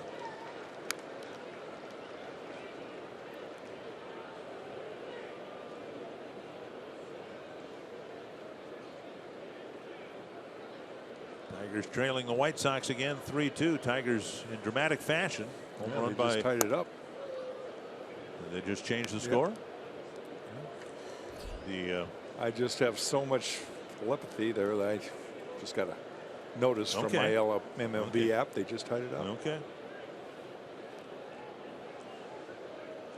1-1. Oh, that hits Otero, and he caught the ball. Well, there's something I've never seen. A liner that hit him in the calf and popped up, and then he reached out and grabbed it. That's called a kick save and a beauty right there. I have never seen that. Watch the replay of this one, folks. A line drive, back leg, kicks it up, flips around, and look what I got. Oh, my. Right in the back of the calf. The Twins have hit 2 rockets right up the middle. In the third inning, Schaefer blistered a ball, and Otero caught it right in front of the bill of his cap and turned it into a double play. And now this thing.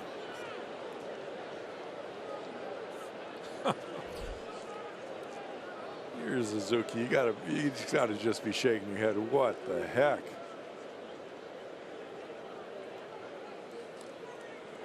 Inside and to the backstop, ball 1. So you look up, and suddenly there have been 9 men in a row set down by this Cleveland bullpen.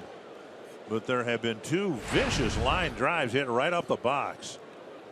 And both of them, as it turned out, caught by the pitcher. Well, we talked about Schaefer in his at bat against Otero coming into the game. He hits a rocket right at him. And out of defense, he puts his hand up to block his face, catches the ball, and doubles off one of the Twins runners at second base. Rosario, yeah. And then that play right there. Swing and a miss. Schaefer uncoiled, trying to tie the game.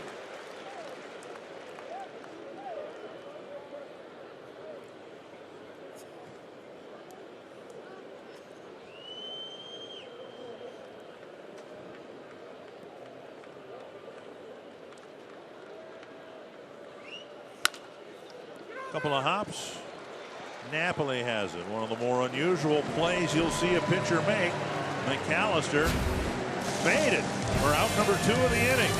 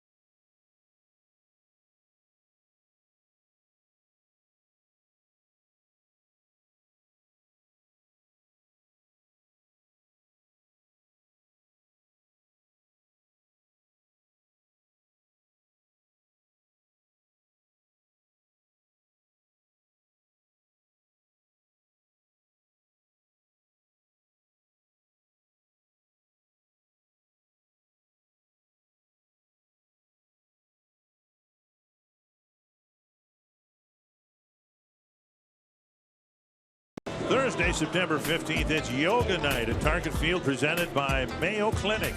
Special ticket packages include an exclusive Twins branded yoga mat, game ticket for the Mariners series September 23rd to the 25th, and a donation to the Twins Community Fund. You can join your fellow yogis for an evening in the outfield for this hour-long yoga class.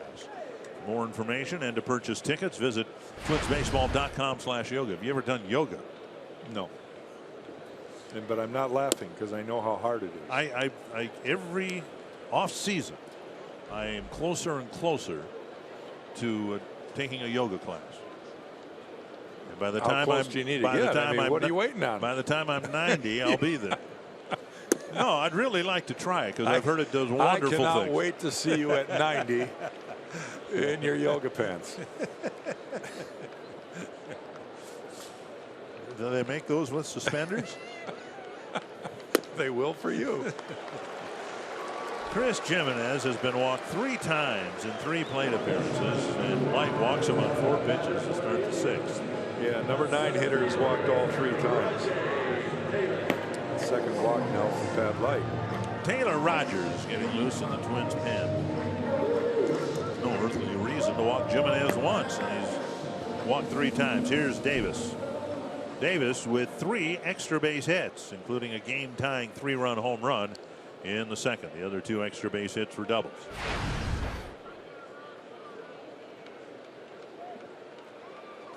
Now I stand corrected up on the scoreboard here. I see that his 4th inning hit was ruled a single, not a double, even though he ended up at second base. That was the play where Jimenez was thrown out at third base by Rosario. There's his first double. The ball gets by Max Kepler, but Logan Schaefer does a good job filling it up. Then a crushed home run to left field. That was his 3-run home run. And then Raja gets one by a diving Miguel Sano. He ends up at second base, but it's only ruled a single. 1-1 to Davis. He's a triple away from the cycle, and I really know that he's got the speed to do it. Let's hope we don't have to watch it. Swing and a miss, 1-2.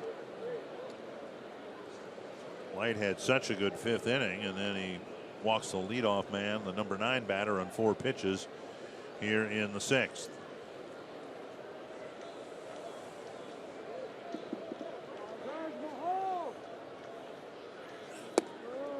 And Davis strikes out on that off-speed pitch of Pat Light. I have to talk with him when I get a chance because there just looks to be an awful lot of movement on that pitch. And look at this. Drops straight down. That is something to work with. He's done for the night. Paul Molitor coming out. He'll give a pat on the backside to Pat Light, who had his best outing as a Twin, impressively striking out 3 men swinging. And Taylor Rogers will pitch next.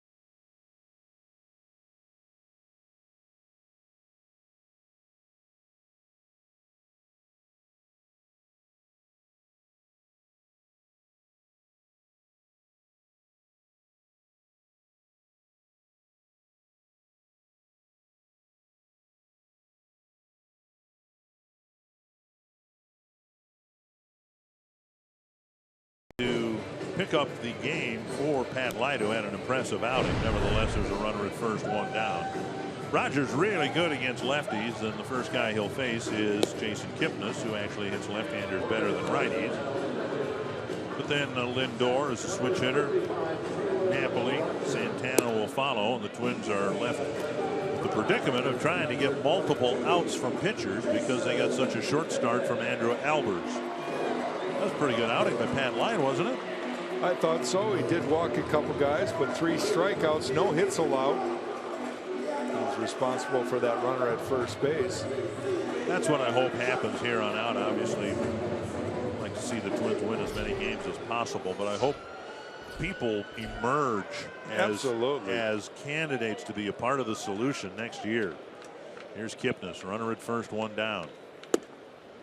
I can tell you this, and we've seen it with Ryan Presley from Paul Molitor and Neil Allen, is you start pitching well out of the pen, you're going to get some work. Right. You know, and as long as your arm holds up and your body withstands the workload. 0-2, Rogers to Kipnis.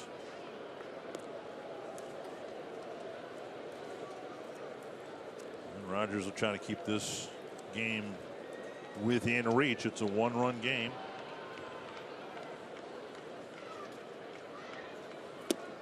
And that's one of the feeblest at bats Kipnis has had against the Twins. Rogers puts him away quickly, 2 down.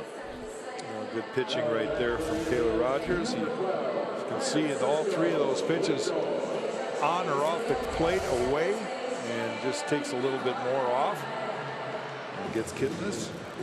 Now he'll go after Lindor, and where Rogers fits into the bullpen picture next year will depend on at bats like this. Lindor really good from the right side of the plate, and Rogers has struggled against righties a little more than lefties, and the pitch popped up, and it looks like Rogers is going to face 2 really good hitters in this Cleveland lineup and get them both out.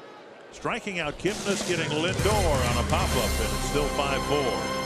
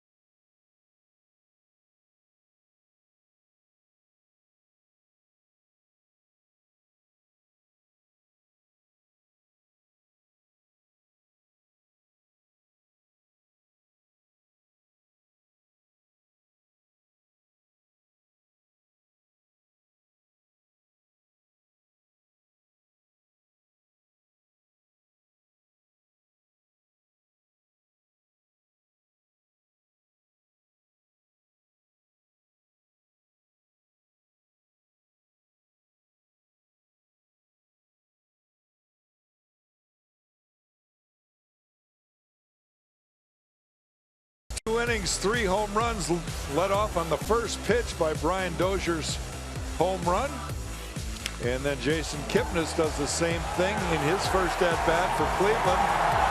A ball that barely gets out. Rajai Davis, this one's a no-doubter, a 3-run home run for Rajai, and that put Cleveland, or tied the game up.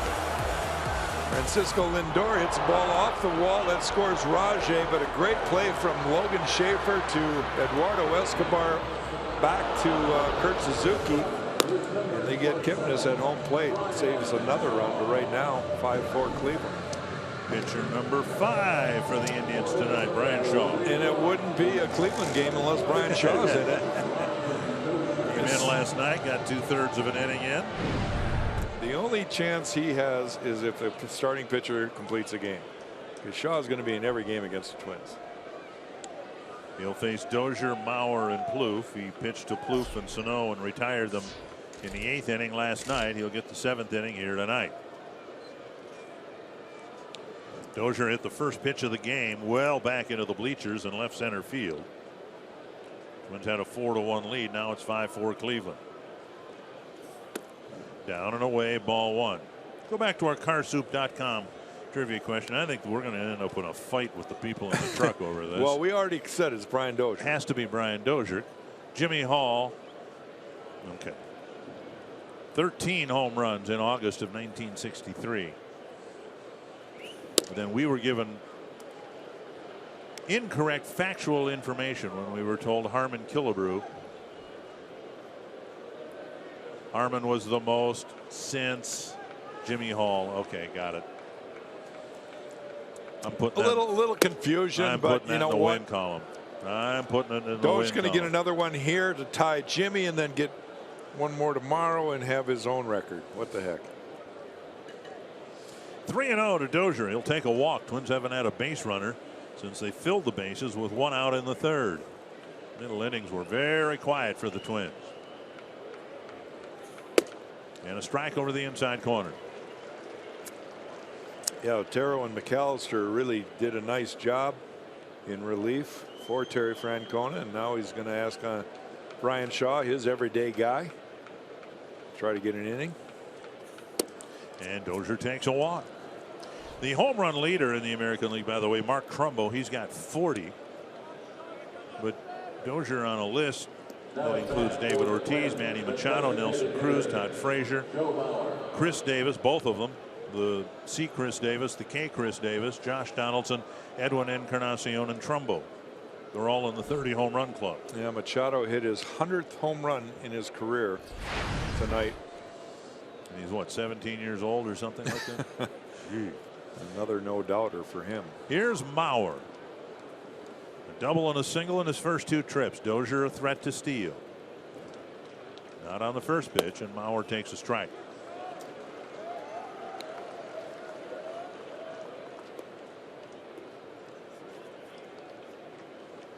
Dozier drawing a walk, his 51st walk of the year. He has 11 steals and 13 tries. And he dives back to the bag. Twins have stolen 80 bases in 104 tries, a really good percentage. But of course, Eduardo Nunez took a lot of those stolen bases and a high stolen base percentage with him to San Francisco. But 85% is outstanding.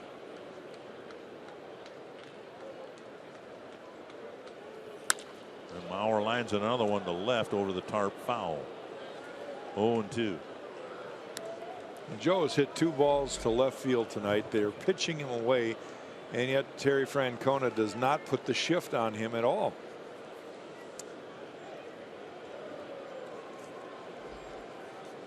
See the third baseman Ramirez about 30 feet off the line. Yep. You don't see that very often with Joe. 2 strikes. Foul back. And in the outfield, they've got a right fielder, Abraham Almonte, who's playing about where a right fielder would normally play instead of way over in right center. It's amazing because early in the year we saw, just like Dozier, we saw the shift away from Joe from almost everybody. And then he started hitting a few to right field, and that's kind of been the equalizer. 2 strikes again. Chop to the right side. Dozier waits for Kipnis, or waits for the ball rather, and Kipnis is able to force Dozier at second, Mauer at first, 1 down.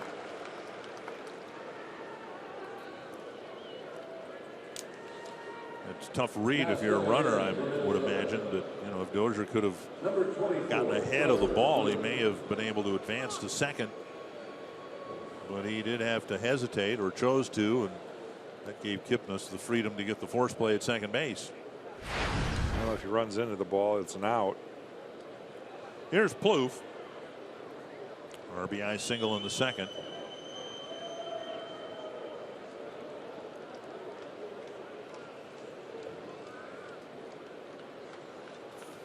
Driven to the right field corner.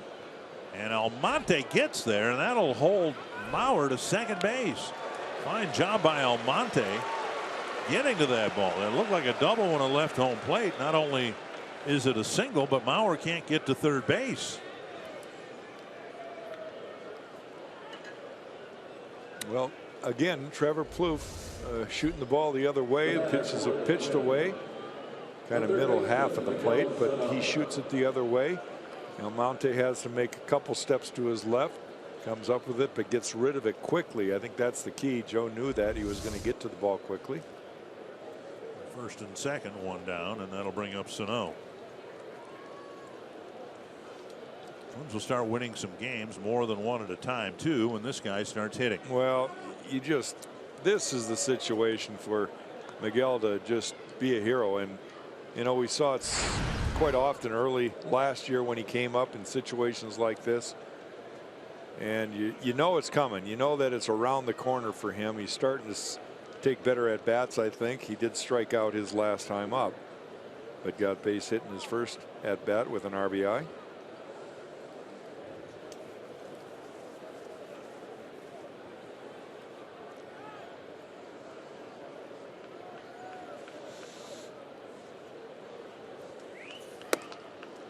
Takes up high. We saw him strike out his last time up in the fifth inning on a 90-mile-per-hour fastball belt high. Yeah, believe it or not, I think he thought that ball was going to be about 95. He was a little bit out in front of it. 1-0. High again. Inning started with a walk.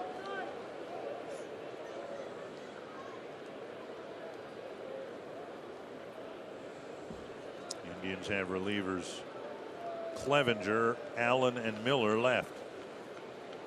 And that hits the corner, 2-1. And Manship. And Manship is on the disabled list, I believe, still. Oh, is he? Yep. No, he's out there. Never mind. He's back.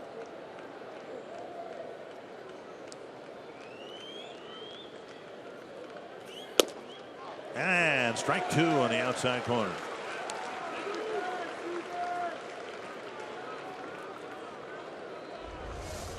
Let's watch the location of the last pitch. Part of that baseball apparently caught the corner. Box tracks presented by Carrier, and now 2-2 to Sano.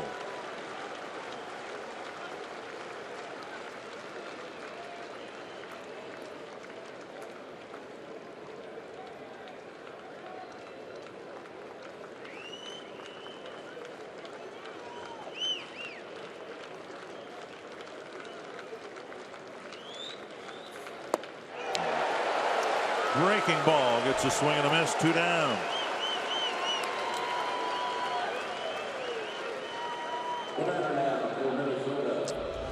Now watch it. He goes fishing down in the zone. More of a curveball from Shaw than the slider. This ball breaks straight down, and Sano swings over the top of it. And now Kepler, who had a big at bat late in the game last night, bases loaded, 2 outs, and he hit a fly ball to right field. 0 for 3 tonight, hitless last night.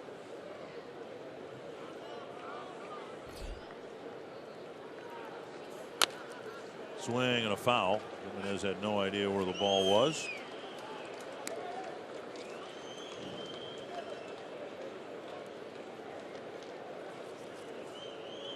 Kepler with one prior at bat against Allen. He grounded out.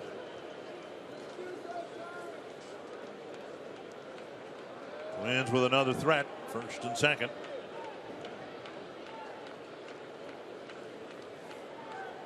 They're kind of in a little mini slump right here. Foul, and that'll be out of play. 0-2 for his last 14.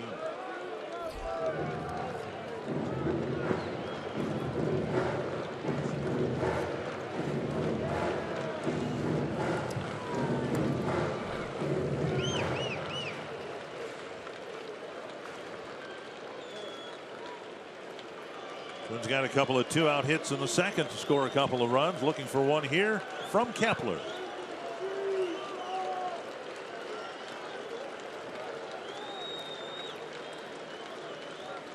Tigers have just taken a 6-4 lead over the Sox in the 7th inning at Comerica Park.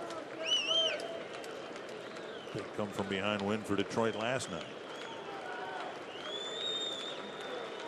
2 strikes to Kepler. And it's a fastball, but it's a fastball in the outer third of the plate, not the inner third. They kept seeing when we were here earlier this month. Still 2 strikes. Well, he was able to make contact and waste a pretty good pitch away.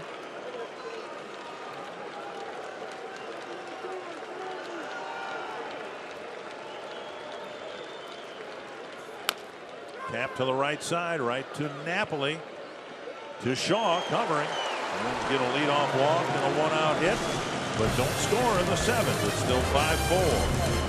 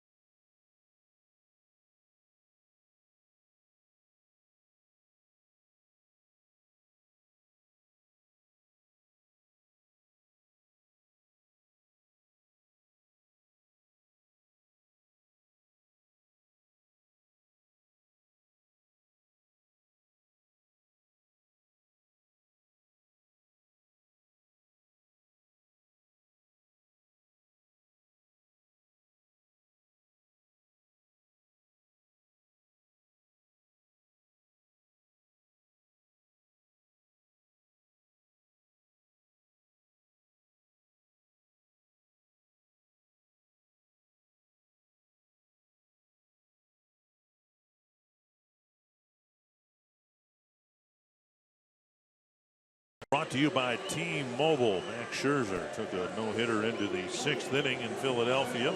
Gave up 3 hits, couple of runs, but 238 strikeouts for Scherzer. Todd Frazier isn't hitting for much batting average. On-base percentage isn't very good, but he is hitting for power. Cole Hamels getting roughed up a little bit. 5 earned runs in 4 1/3 innings for the Rangers. I'll take Scherzer. Here's Taylor Rogers. He'll face Mike Napoli.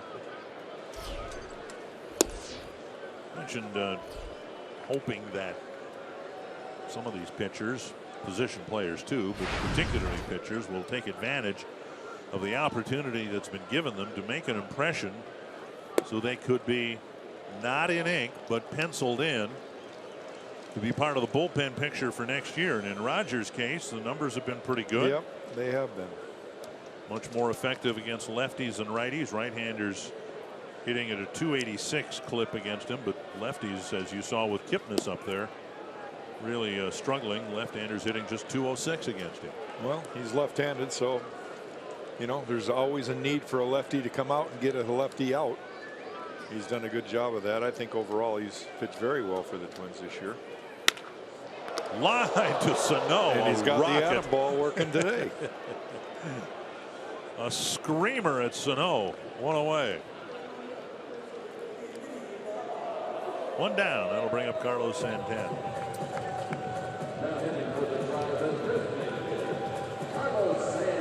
I show this in slow motion, but still got there pretty quickly.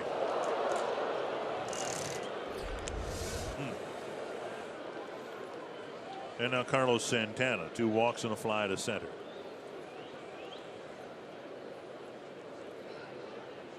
Talking about pitchers for the Twins and next year.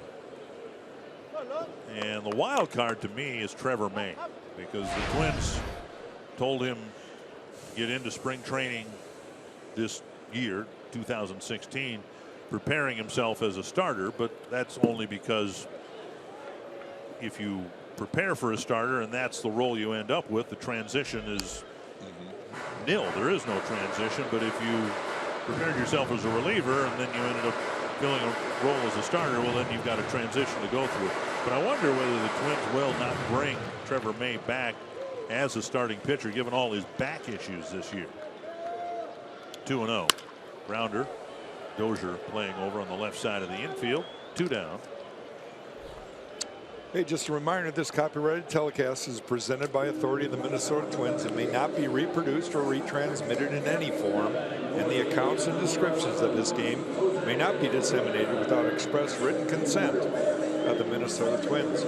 You know, Paul Molitor had a little comment. You know, he always gives a health update, but he had a comment to the writers today about Trevor May and pretty much said, you know, we have to determine before the end of the offseason how we're going to go about the winter. Right. You know, in other words, there's still a thought of him coming as a starter into spring training. Probably wasn't the first back injury, but the re-injury that would trigger such a thought.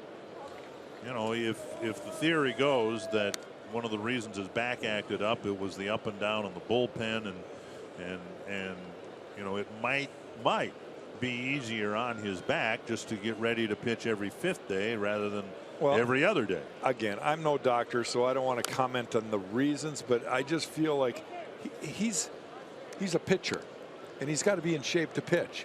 And whether he's a reliever or a starter, you know, I don't know as though a doctor can say, well, he can only pitch once every 4th day, 1 inning.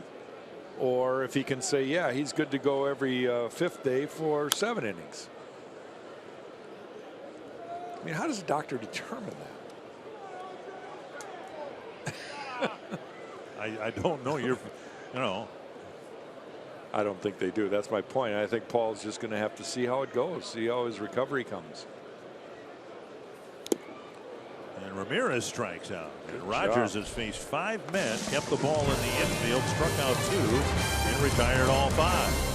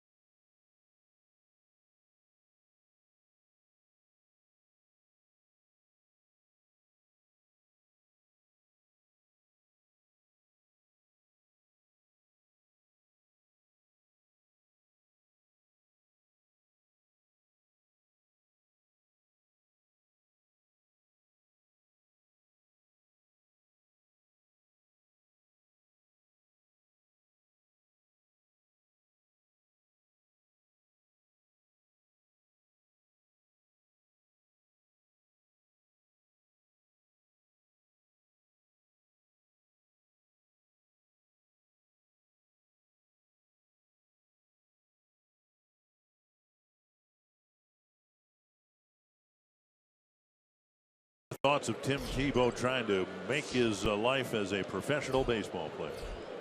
I have no clue. I don't know what he's like as a player, but I love Paul Molitor's comment on it today. He said, well, the Vikings might be looking for a quarterback. Ball 1 to Eduardo Escobar facing Brian Shaw.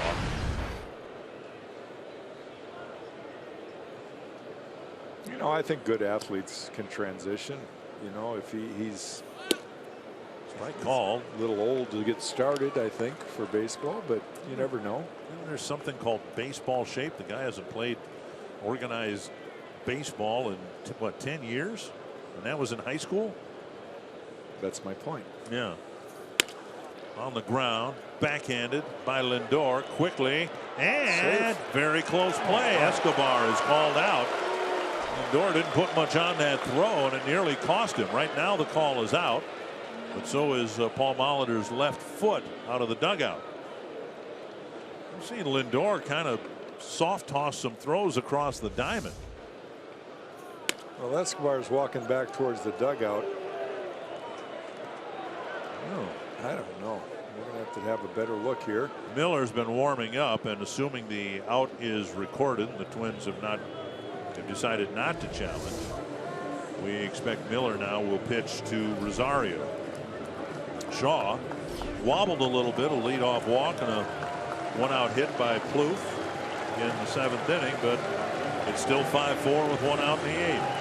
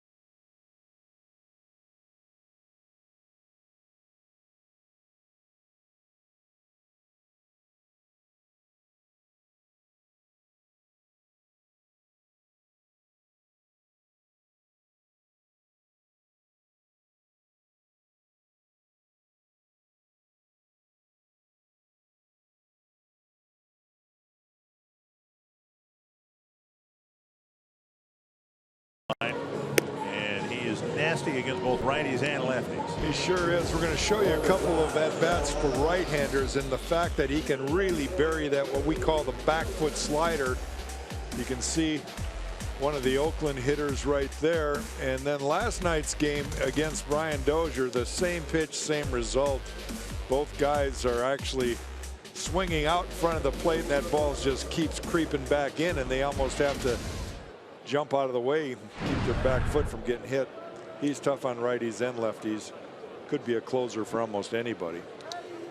And Rosario will be left in there, and we'll have to ask or have someone else ask Paul Molitor afterward. We mentioned that Robbie Grossman tweaked an oblique late in the ball game last night in his second at bat, but earlier on he was asked to pinch hit for Logan Schaefer, right-handed against Miller, and struck out. And you know, the Twins might save Grossman if in fact Schaefer comes up again in the 8th or 9th inning, but we don't even know for sure that he's available. There's Rosario and his work against lefties and righties. 1-1, and now 1-2. Brian Shaw, the closer for the Indians, and despite the acquisition of Miller, Cody Allen, still the closer here in Cleveland. He threw 37 pitches last night, so we don't even know if he's available to pitch. Well, maybe Miller will get a multi-inning save here. Pitch the 9th, come back for the 9th. He can have a low pitch count. Miller said all the right things when Terry Francona said, nope, Allen's still our closer, but Miller will get some chances. Miller says, I pitch whenever they ask me to pitch. Made his debut for the Indians against the Twins in the 6th, last night the 7th, tonight the 8th. And Rosario waves at a pitch 2 feet outside, 2 down. You knew that was coming. Yep. Hitting with the Twins, number 8. Another just big sweeping slider here that Eddie just committed to way too early. Now Suzuki will hit. Miller was amongst that big three in New York before they made the trade, with Betances pitching really the 7th inning, Miller the 8th, and of course Chapman the 9th. Well, Chapman and Miller are both gone now, so he really wasn't in the closer situation in the Yankees. It was early on when Chapman had his suspension. Yeah, exactly. And now ball 1 to Suzuki. Well, you can't hit the slider, right? Well, righties, lefties, I mean, it's just a wipeout pitch. You can't hit the ball, that's for sure. The strikes, you're supposed to hit it. He throws a lot of them off the plate, and that's what a smart pitcher will do. He's got just good stuff. He's, first of all, one of the tallest lefties in baseball right now. So he's kind of bearing down on you. He's got a big stride. He's probably releasing the ball as close to home plate as anybody. Low 90s fastball, but it missed. 2-1. Pitching from the third base side of the pitching rubber, which makes it especially tough on right-handers, not so much on lefties.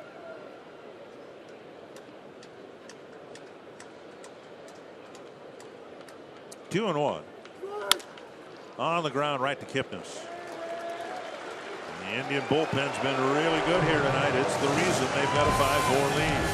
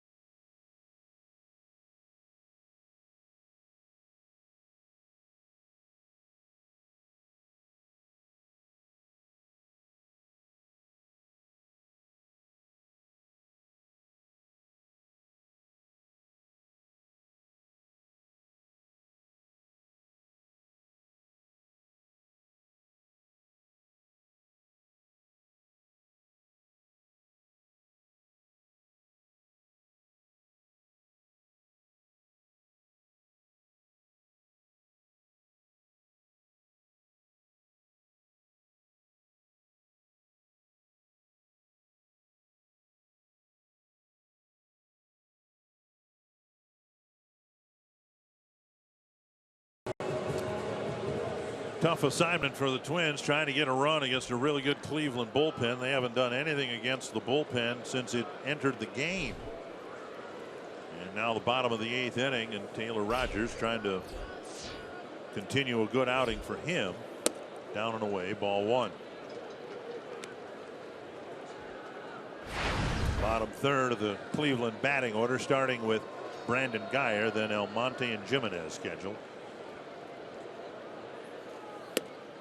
Talking about Trevor May and whether the Twins would consider him for a starting role next year. Let's not rule out the possibility that Taylor Rogers could be considered a starter, although you see, like Andrew Albers, a starter today. Rogers pitches from the stretch, and now Geyer's hit by a pitch. Nothing new for him. That's kind of an odd thing to be famous for, but Geyer's famous for being hit by pitches. Well, he does a heck of a job of trying to get it out of the way, didn't he? just stood there and let it hit him. That's the 29th time this year, 6th time for the Indians, that he's been hit by a pitch. There's nobody close. Except Don Baylor.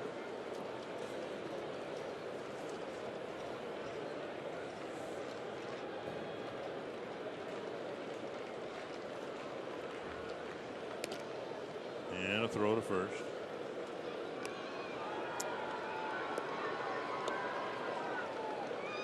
Well, Rogers had a really nice 7th inning. He came in and recorded his first 5 outs. And now he has to deal with a leadoff man on first base. Foul down the right field line. Were you a Cheers watcher? TV show? A little bit. Remember Coach? That's what he was famous for in baseball. In the minor leagues. He led the minor leagues in being hit by pitch.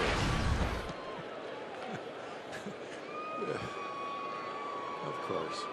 Geyer's a good all-around player. He's got power. He's got some speed. But that's what he's known for. And over for a strike. 0-2. Well, I mentioned Don Baylor because in my generation, I think he probably got hit more than any other hitter that I know of. And I think I probably plunked him about 5 times in his left elbow. And I swear 4 of those 5 were strikes. And a called 3rd strike. Now Monte takes a called 3rd strike. 1 down, and that'll bring up Jimenez. Fox Sports Supports is proud to team up with Girls on the Run and their dedication to empowering young girls and instilling confidence through running. Registration's now open. You can learn more about how you can get involved this fall and visit foxsportssupports.com. National League version was Ron Hunt. In terms of being hit by a pitch, different type of player, but Ron Hunt was known for being hit frequently.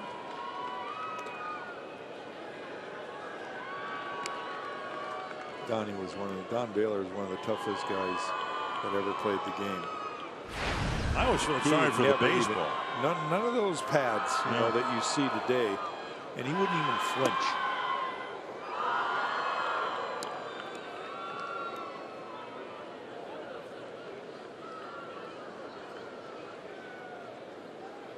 One 1-0 to Jimenez, who's walked 3 times. And a base hit to right, similar to the hit he got last night. And Geyer go to second with 1 down. See, the Twins are going to play it here. They've got Brian O'Rourke hustling to get loose.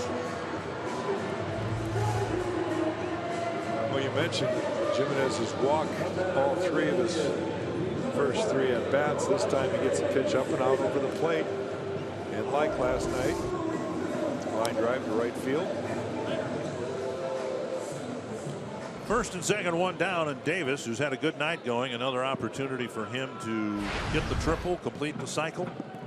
Rogers faced him his first hitter and struck him out back in the 6th inning.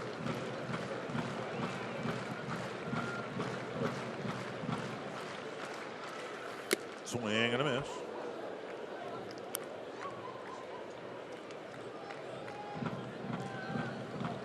There's O'Rourke getting loose. In the event Rogers loses Davis, Twins want to bring a left-hander in to face Kipnis. Lead runner goes, and Suzuki won't throw. So Geyer swipes third base. With 1 out here in the 8th. Well, the double play ball is still intact, but you can see the jump he got. Rogers didn't really pay attention, and because Sano didn't get over there real quick, Suzuki did the right thing and just held the ball.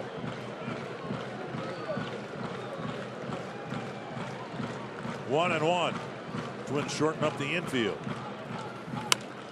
And the reason they shorten up the infield is because of who the batter is. Yeah, Davis can get down the line. He did twice last night, and the question was asked Paul Molitor about the Davis ground ball and the review that the Twins executed to get the out on the tag confirmed late in the ball game. Here's the 1-2 pitch. Sano and Almonte were involved in that one. And the manager thought that Sano made the right choice by trying to tag the runner. He didn't think the way Davis was getting down the line last night there was any chance that Sano could have gone around the horn and gotten the double play. 2-2 to Davis. Struck him out. And Rogers is getting some big strikeouts against right-handed batters. Almonte, Ramirez, and maybe the biggest one of all, Rajai Davis. Fourth strikeout, but he took a little something off that breaking ball there, and Davis way out in front of it.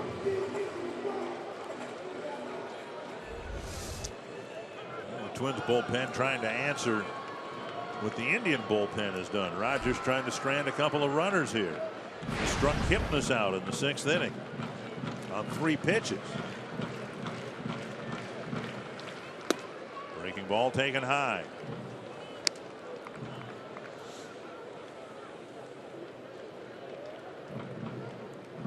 There is no activity in the Cleveland bullpen, so it looks like Andrew Miller will come out at least to start the 9th inning. And on the outside corner, 1-1. Mentioned Kipnis hitting better against lefties than righties.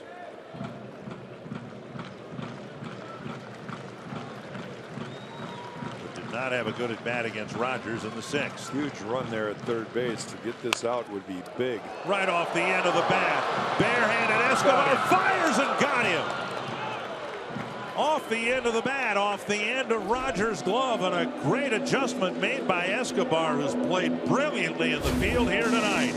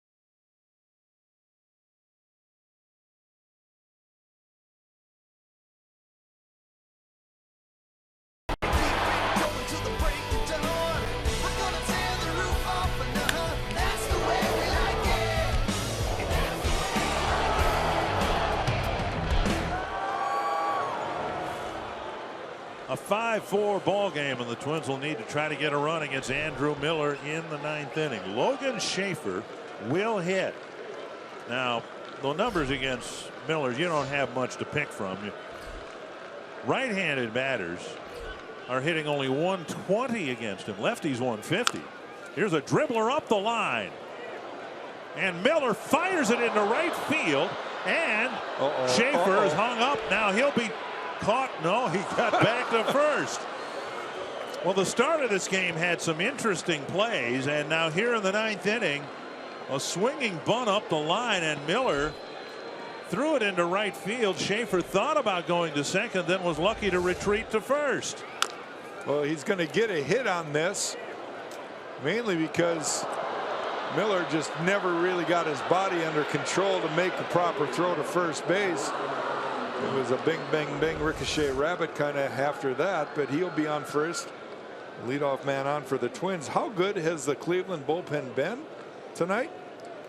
Well, 6 1/3 innings pitched. Now 3 hits, no runs, 3 walks, and 5 strikeouts. Terry Francona is going to call or come out to talk with home plate umpire Chris Conroy, I presume, about Schaefer's path to first base. Yeah, he's probably wanting to see if there's any chance there might have been interference on the base runner. Now, you throw the ball that poorly, I would think your chances of getting he's going to argue that if he's inside the baseline, he had no throwing lane. Well, that's the argument. Right. We'll see what happens here, whether he goes down to first base umpire Paul Newart and asks him. Watch where Schaefer runs. Now he's got to stay on the right side of that line. He starts out on the left side, and looks like he's on the grass. He was on the grass, yeah. So he's got a legitimate beef right here. But this play, I think once has the call been made, you could see Schaefer running directly to the bag. Now you have to, here the grass is, what is that, 8 inches of dirt between the foul line and the grass. If you want to touch first base, you have to run, obviously, inside the baseline. Let's just backtrack a second since they're discussing this. That Schaefer hit at all might suggest that Robbie Grossman's not available at all. He tweaked his oblique last night. If I'm reading between the lines, I think Paul wants to at least give him today off. Right. But I mean, even the option of hitting Polanco, a switch hitter, and then having Grossman play out in the outfield in the event there's a bottom of the ninth, and I don't think they want to use Robbie at all tonight. Now, Francona persisting in his discussion here, and this is one of the worst, umpires will tell you, this is one of the worst calls they're asked to make. Yeah. And you can understand why, because a runner has to necessarily travel in fair territory or he would never touch the base. It's just how far in. Here in Cleveland, there's maybe 8-10 inches of dirt between the foul line and the grass. Here's Dozier with the tying run at first. Swing and a miss, a breaking ball, and Dozier, as we showed you last night, struck out on a breaking ball that nearly hit him in the right kneecap. Yeah, that wasn't even the good one. You got to give home plate umpire Chris Conroy credit. He took the whole conversation from Terry without getting upset, and Terry finally spoke his mind and went back to the dugout. A high pop-up on another breaking ball inside. That pitch right there might have hit Brian Dozier had he not been able to put the bat on the ball. That's how hard it was coming in on him. So when we say that he's tough on lefties, he is. They hit 150 against him. He's even tougher against righties. They hit 120 against him. 2 strikes to Dozier.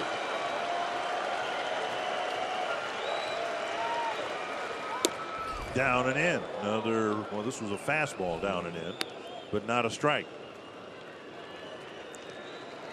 Well, the heart of the Twins lineup coming up now with a chance to tie this. Runner on first base. We talked about Logan Schaefer. He's got a pretty good speed. He's already shown us that in the outfield.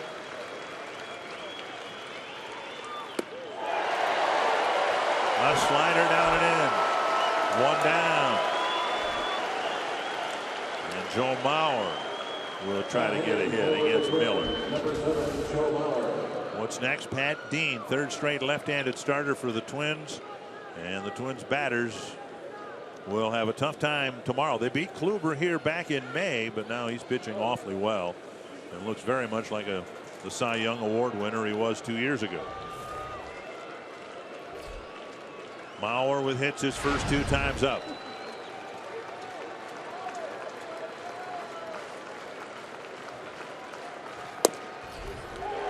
A fastball at the knees. As sharp as the slider is, you'd think there'd be a chance. He'd fire one in the dirt for a wild pitch. Miller with 59 innings pitched. No wild pitches. Off the plate.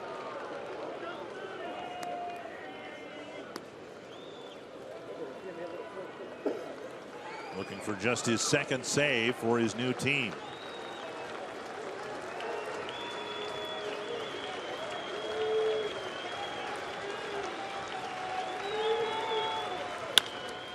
softly hit on a line. Kipnis for the catch. Schaefer stayed put, 2 down. Bauer with a good launch angle, not much behind the ball, however.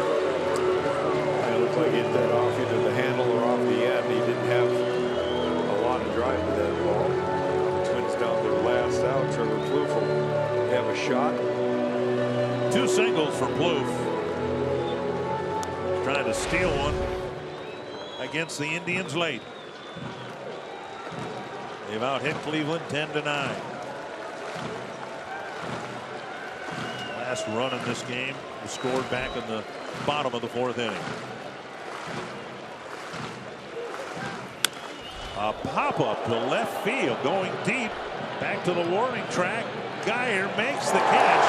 I said pop-up because he splintered Plouffe's bat. Most of the barrel ended out near third base, and the ball still carried to the track. Well, it started out to be a game that you thought might be 10-10, but the bullpens did a pretty good job from both sides. Cleveland just out-topped the Twins bullpen. They did a great job. It ends up sending the Twins their 12th straight loss. Anthony LaPanta, 12-game losing streak, and the Twins continue to lose some close ones as well as some blowout games, but a couple of one-run games. Tom Hanneman